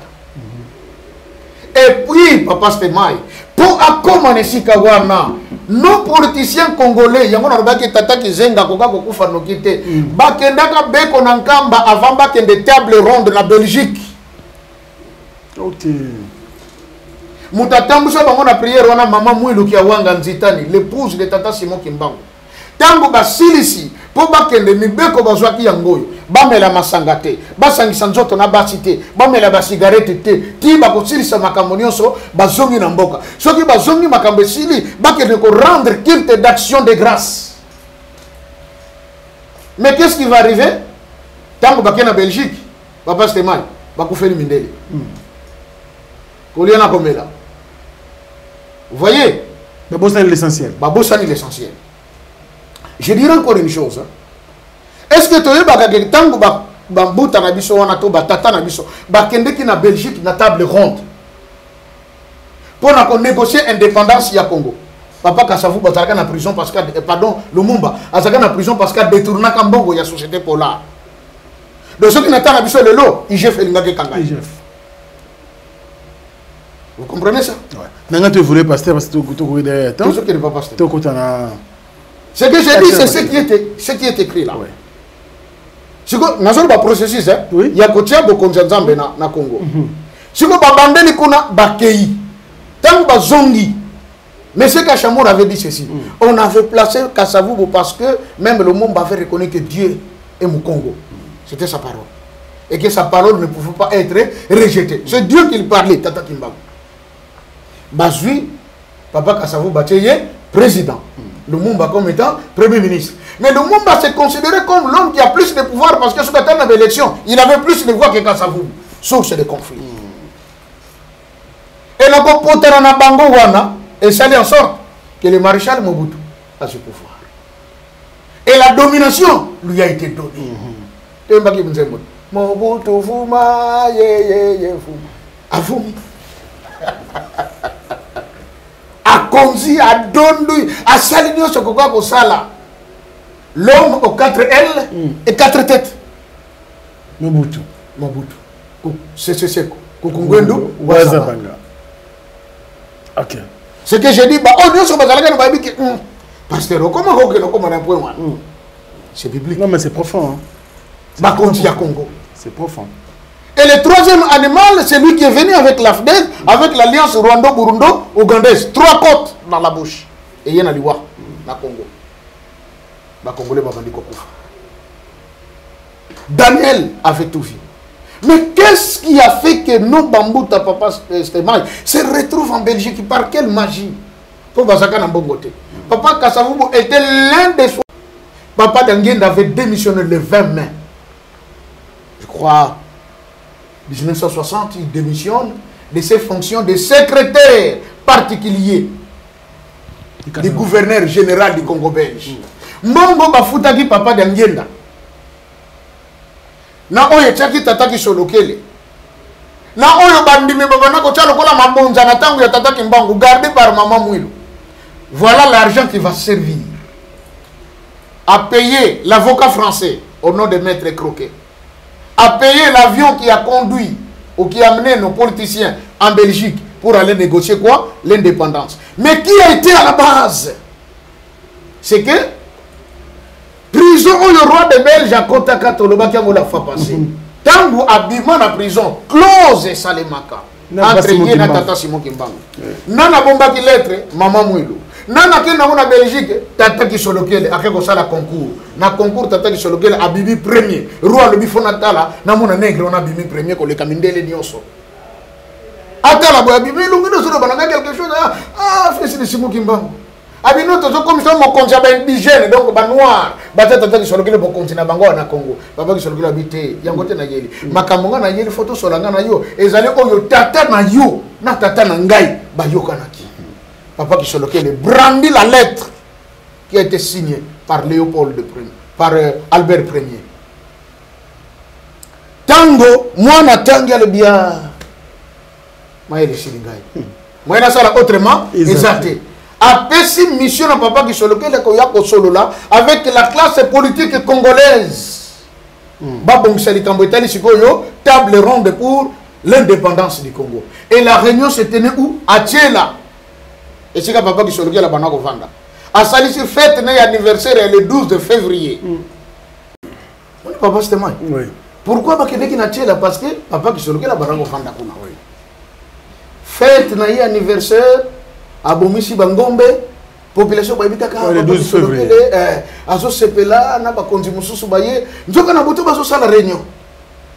Pona ko bongisa makamba table ronde. L'initiateur s'appelle Charles Kisolokele Daniel, fils de Tata Simon Kimbangu.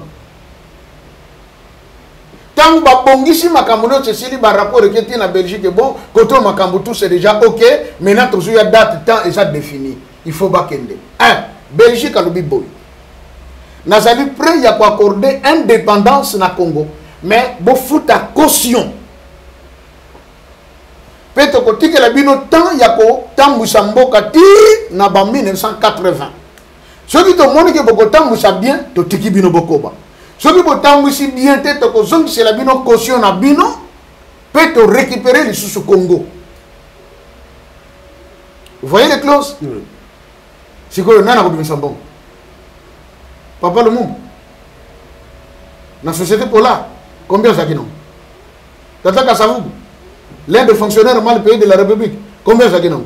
Thomas Kant, ou maître Iléo, ou bien Papa Kizek. Personne n'avait l'argent. Imaginez passer une caution par le gouvernement belge. Les locaux de Banda qu'on a Kinshasa, et ça $300, caution 10 mois, $3000. Ils ont peiné pour nous besoin. C'est que la caution, il y a Moka Mobimba, pas une province, pas un district, mais tout un pays continent comme la RDC. Belgique a 5 cautions. Dans ces renseignements, ils ont combien de cautions? Qui va payer cet argent? Il démissionne en tant que secrétaire particulier du gouverneur général du Congo belge. Bafoutiye de compte na ye. Mongo nyonso na tata d'angenda azwaki. Alia yangote. Pour les soucis du Congo et des Congolais. Bongo yangoye. Mouta mouka betelanga le solabi mouta mouta. Tango bafouti caution na Belgique. Il faut bafouta Maître Croquet, l'avocat français, qui a plaidé la cause du Congo pour que le Congo soit indépendant. Mbongo bafouta yepe, ezate. Papa Dangende avait envoyé Bambuta soki mi balé, bakendeki na mboka moko kuna. Na secteur antimansi. Abina bango boke na nzete wana bakokuta kuna na seli douche za kuna botimola. Ezali kola munoka bampuku. Biloko kozana kati bozo abuya nango. Bakenda ko timola 3 lengo d'or na kati. Miracle nzambe. Baya epesama etekama mbongo bafuti l'avocat français. Na ko futa avion. Nos politiciens sont allés à la table ronde. Mais qu'est-ce qui s'est passé, Papa Stéman? Bakekona balé bameli. Papa Kassavou va ibisaka iboye. Ceux qui m'accompagnent sur Sili, Thibaut Kosonga, bako présenter au Baman Misato. Il y a des monsieur qui sont en mabélé na kati, monsieur qui sont en papier, monsieur qui sont en bon. Vous allez prêcher pour nous bonnater. Yo ko c'est la moi quelques minutes de silence. Mal o ko mona njinja mati likolo nango pona wana. Chose faite. Macambunio Cécilie, Monsieur Kassavobo, maintenant tout est presque fini. Il y a 3 mâles devant vous. Choisissez celle que vous allez prendre. Elle sera à vous pour votre pays. Kassavou batala de Macamon, Balobé Nanga, Yangoy. Azeli, Atala Kaganzinzido, Abi Oy. Bafungola Mabeli, Mabeli ni ya Congo. Ndile bachamo. Ah, Domboko yo, Ekei. Soka zoka mbongo papa. Congo de c'était comment?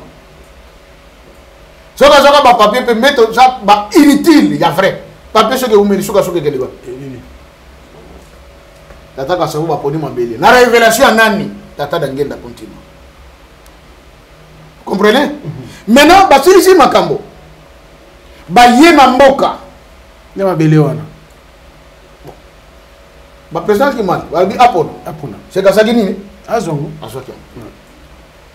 Il faut pas que nous rendre culte d'action de grâce, c'est pas Yatata Simon Kimbangu na makamba saleli bango.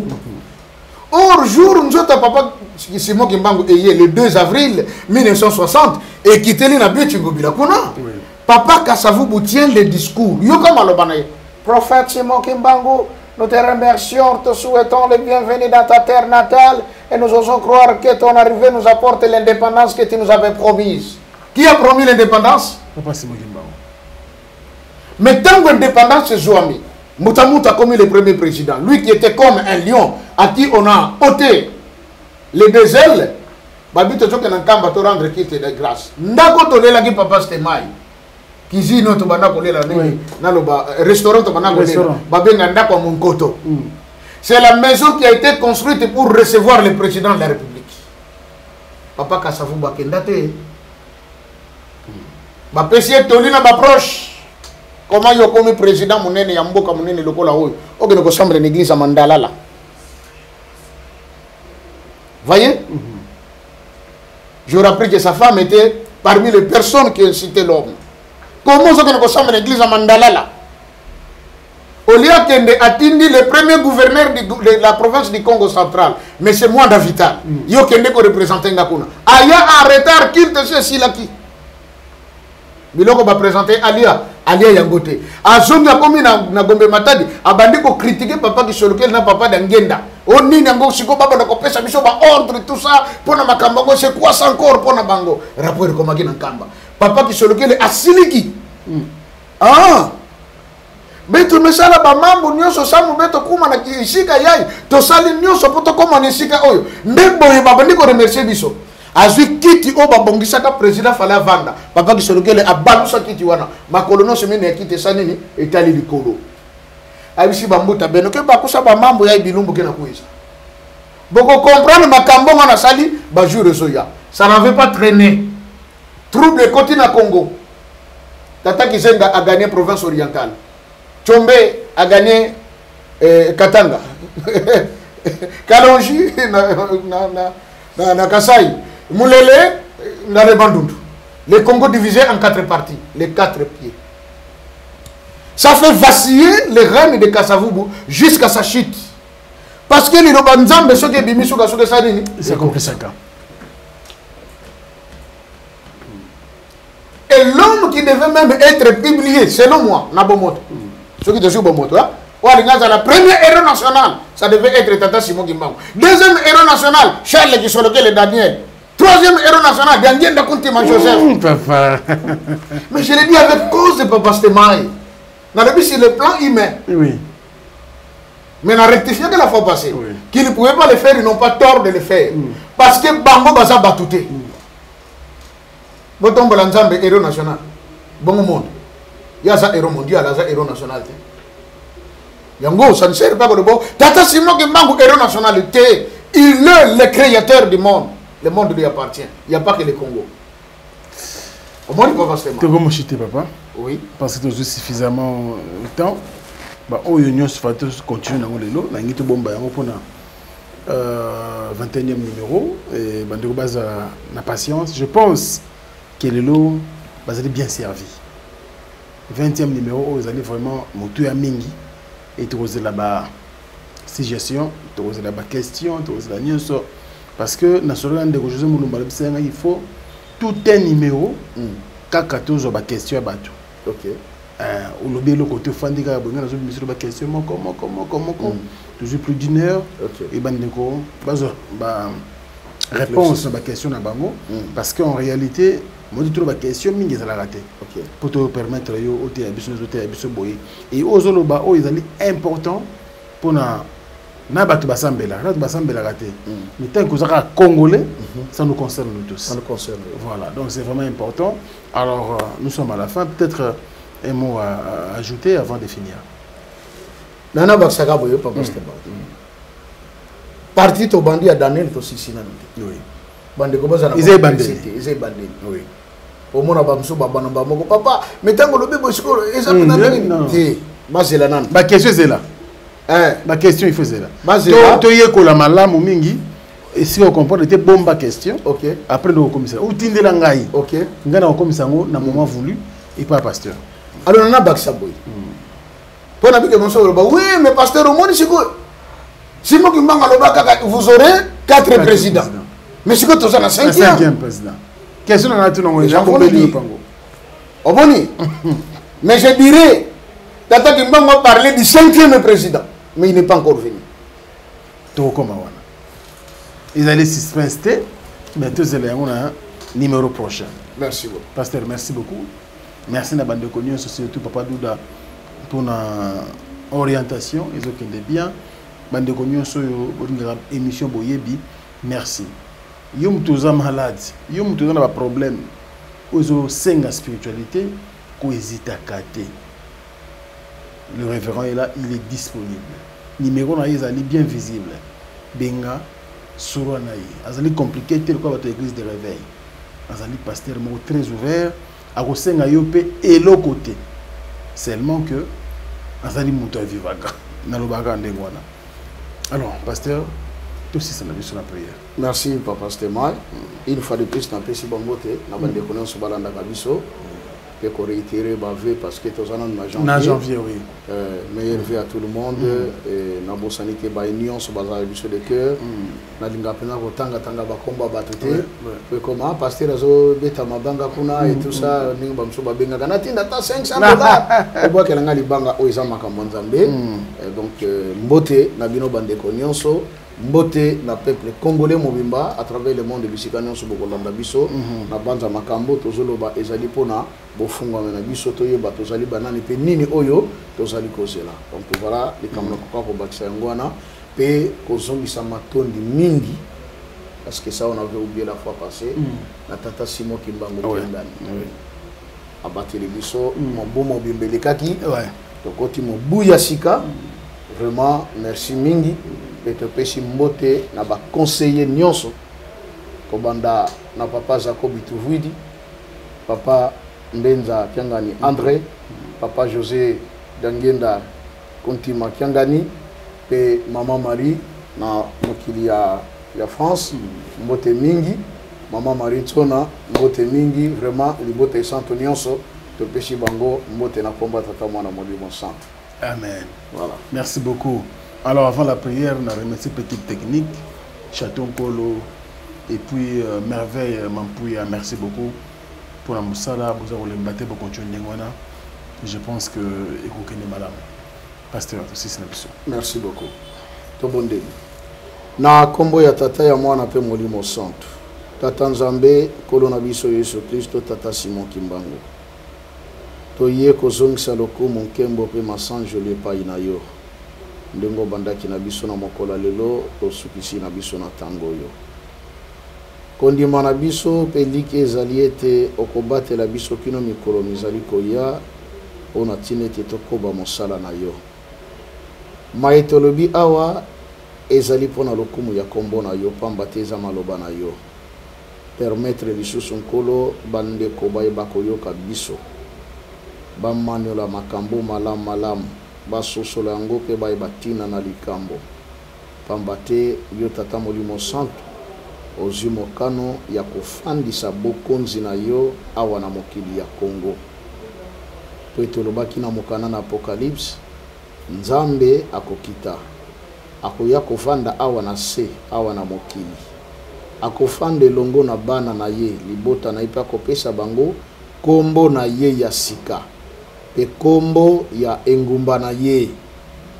bongo bana na ye pe basali na ye bakosalela ye butu moi akolona bango na kata tempelo na ye lokola makonzi Nzambe na biso tokoloba nini oya ye na mokili ezali yo tata Simon Kimbangu opesi biso kombo na yo Simon Kimbangu kombo ya Kimbangu nde bengi biso ba kimbangiste bongo kombo ya engumba na yo ezali nkamba Yerusalemu ya sika yango esali ete kimbangiste nyonso ya solo azali na reference ya engumba ya Nzambe nkamba Yerusalemu ya sika mboka ezali kotongama mboka ozali kosenga biso totonga na tina ete pasi na biso esila papa merci na bolingo monene oyo talisa biso po ozali kotalisa biso pambola mosali pe moumbu na yo papa Frank Stebai pambola elongo na mwasi bana libota mobimba kanisela ye na manso akosala kapona lokumu ya kombo na yo roi Ezekia sabela pasi yela ye metango abalusaki elonge na ye na miro alobi nkolo kanisela ngai nakutaki ndako na yo ebebi barenie basali bazara na bango na kati kasi nga na ye na bongisi yango pe na zongisi basali na yo na mosala nkolo makomi elobi ezai mosakoli amibimelaki te liloba na yo ekitaki epai na ye pe obakiselaki mokonzi mibu 15 ozali Nzambe oyo bongwani te mingi pe ya bana na mokili bazalaki akotelengana bazoyeba susu te bakokende wapi mena nzela ya boyebi oyo papa Stema ya ndimaki komika bambeka pona kopanza sango na yo tata molimo santo ezongisi ebele ya bana na yo na nzela papa kanisela ye kanisa pona papa dudu duda na likanisi monene oyo pesaka ye na tinete mosala oyo etelema po ete sango nango ekende mokili mobimba nzambe na bomoi olobi o mutu alonaka nde yango ya bukaka kanisela ye na mikakatano na ye na babezwe na ye na makambo nyonso papa azange eloko te mpona kosoutenir mosala na yo ekende kaka liboso pambola mpe baekipie nyonso oyo bazali kosala na kati ya chaîne ya radio télévision nationale internationale Africa Info nzambe na nga nasengi yo mimonisa kati na bango tata Simon Kimbangu Kiangani kanisela moko na bango to bandi mobu ya sika 2022 ezali année ko marqué mokina makambo ebele kasi na lingi na baiba ko vivre distinction na bavi na bango équipe nyonso yo papa bamona loboko na yo batato la monene ya kombo na yo bandeko pe bazali kolanda biso na bandako bisika bazwami fungola matoi ya moko na moko sunga moko na moko papa azali na pasi ya maladi ya ndenge na ndenge simako yoka liloba oyo azwa kimia oyo pe moteme za kozoka soka yoki liloba oyo papa azwa kimia oyo azangi pe azali komitu na nini na koki kosala fungolela ye papa soko sale libiso lokume kozala pona kombono pamba te kolo solobaki kino sasa ipe bosengi na note bosenga pona tinete esengo na bino etonda meke tolingi tozala bato ya esengo nengo lobaka na biso tata molimo santo tozali bana ya mapamboli kimia na yo umela kati na biso pe na Yerusalem ya sika na komba tata mwana pe tata molimo santo amen amen au revoir au revoir au revoir bana King bana Dar es Salaam bana Poto bana mokili mobimba site FM moko Afrique Info avec Frank Semai Kiandankala twende X-Bass Marandura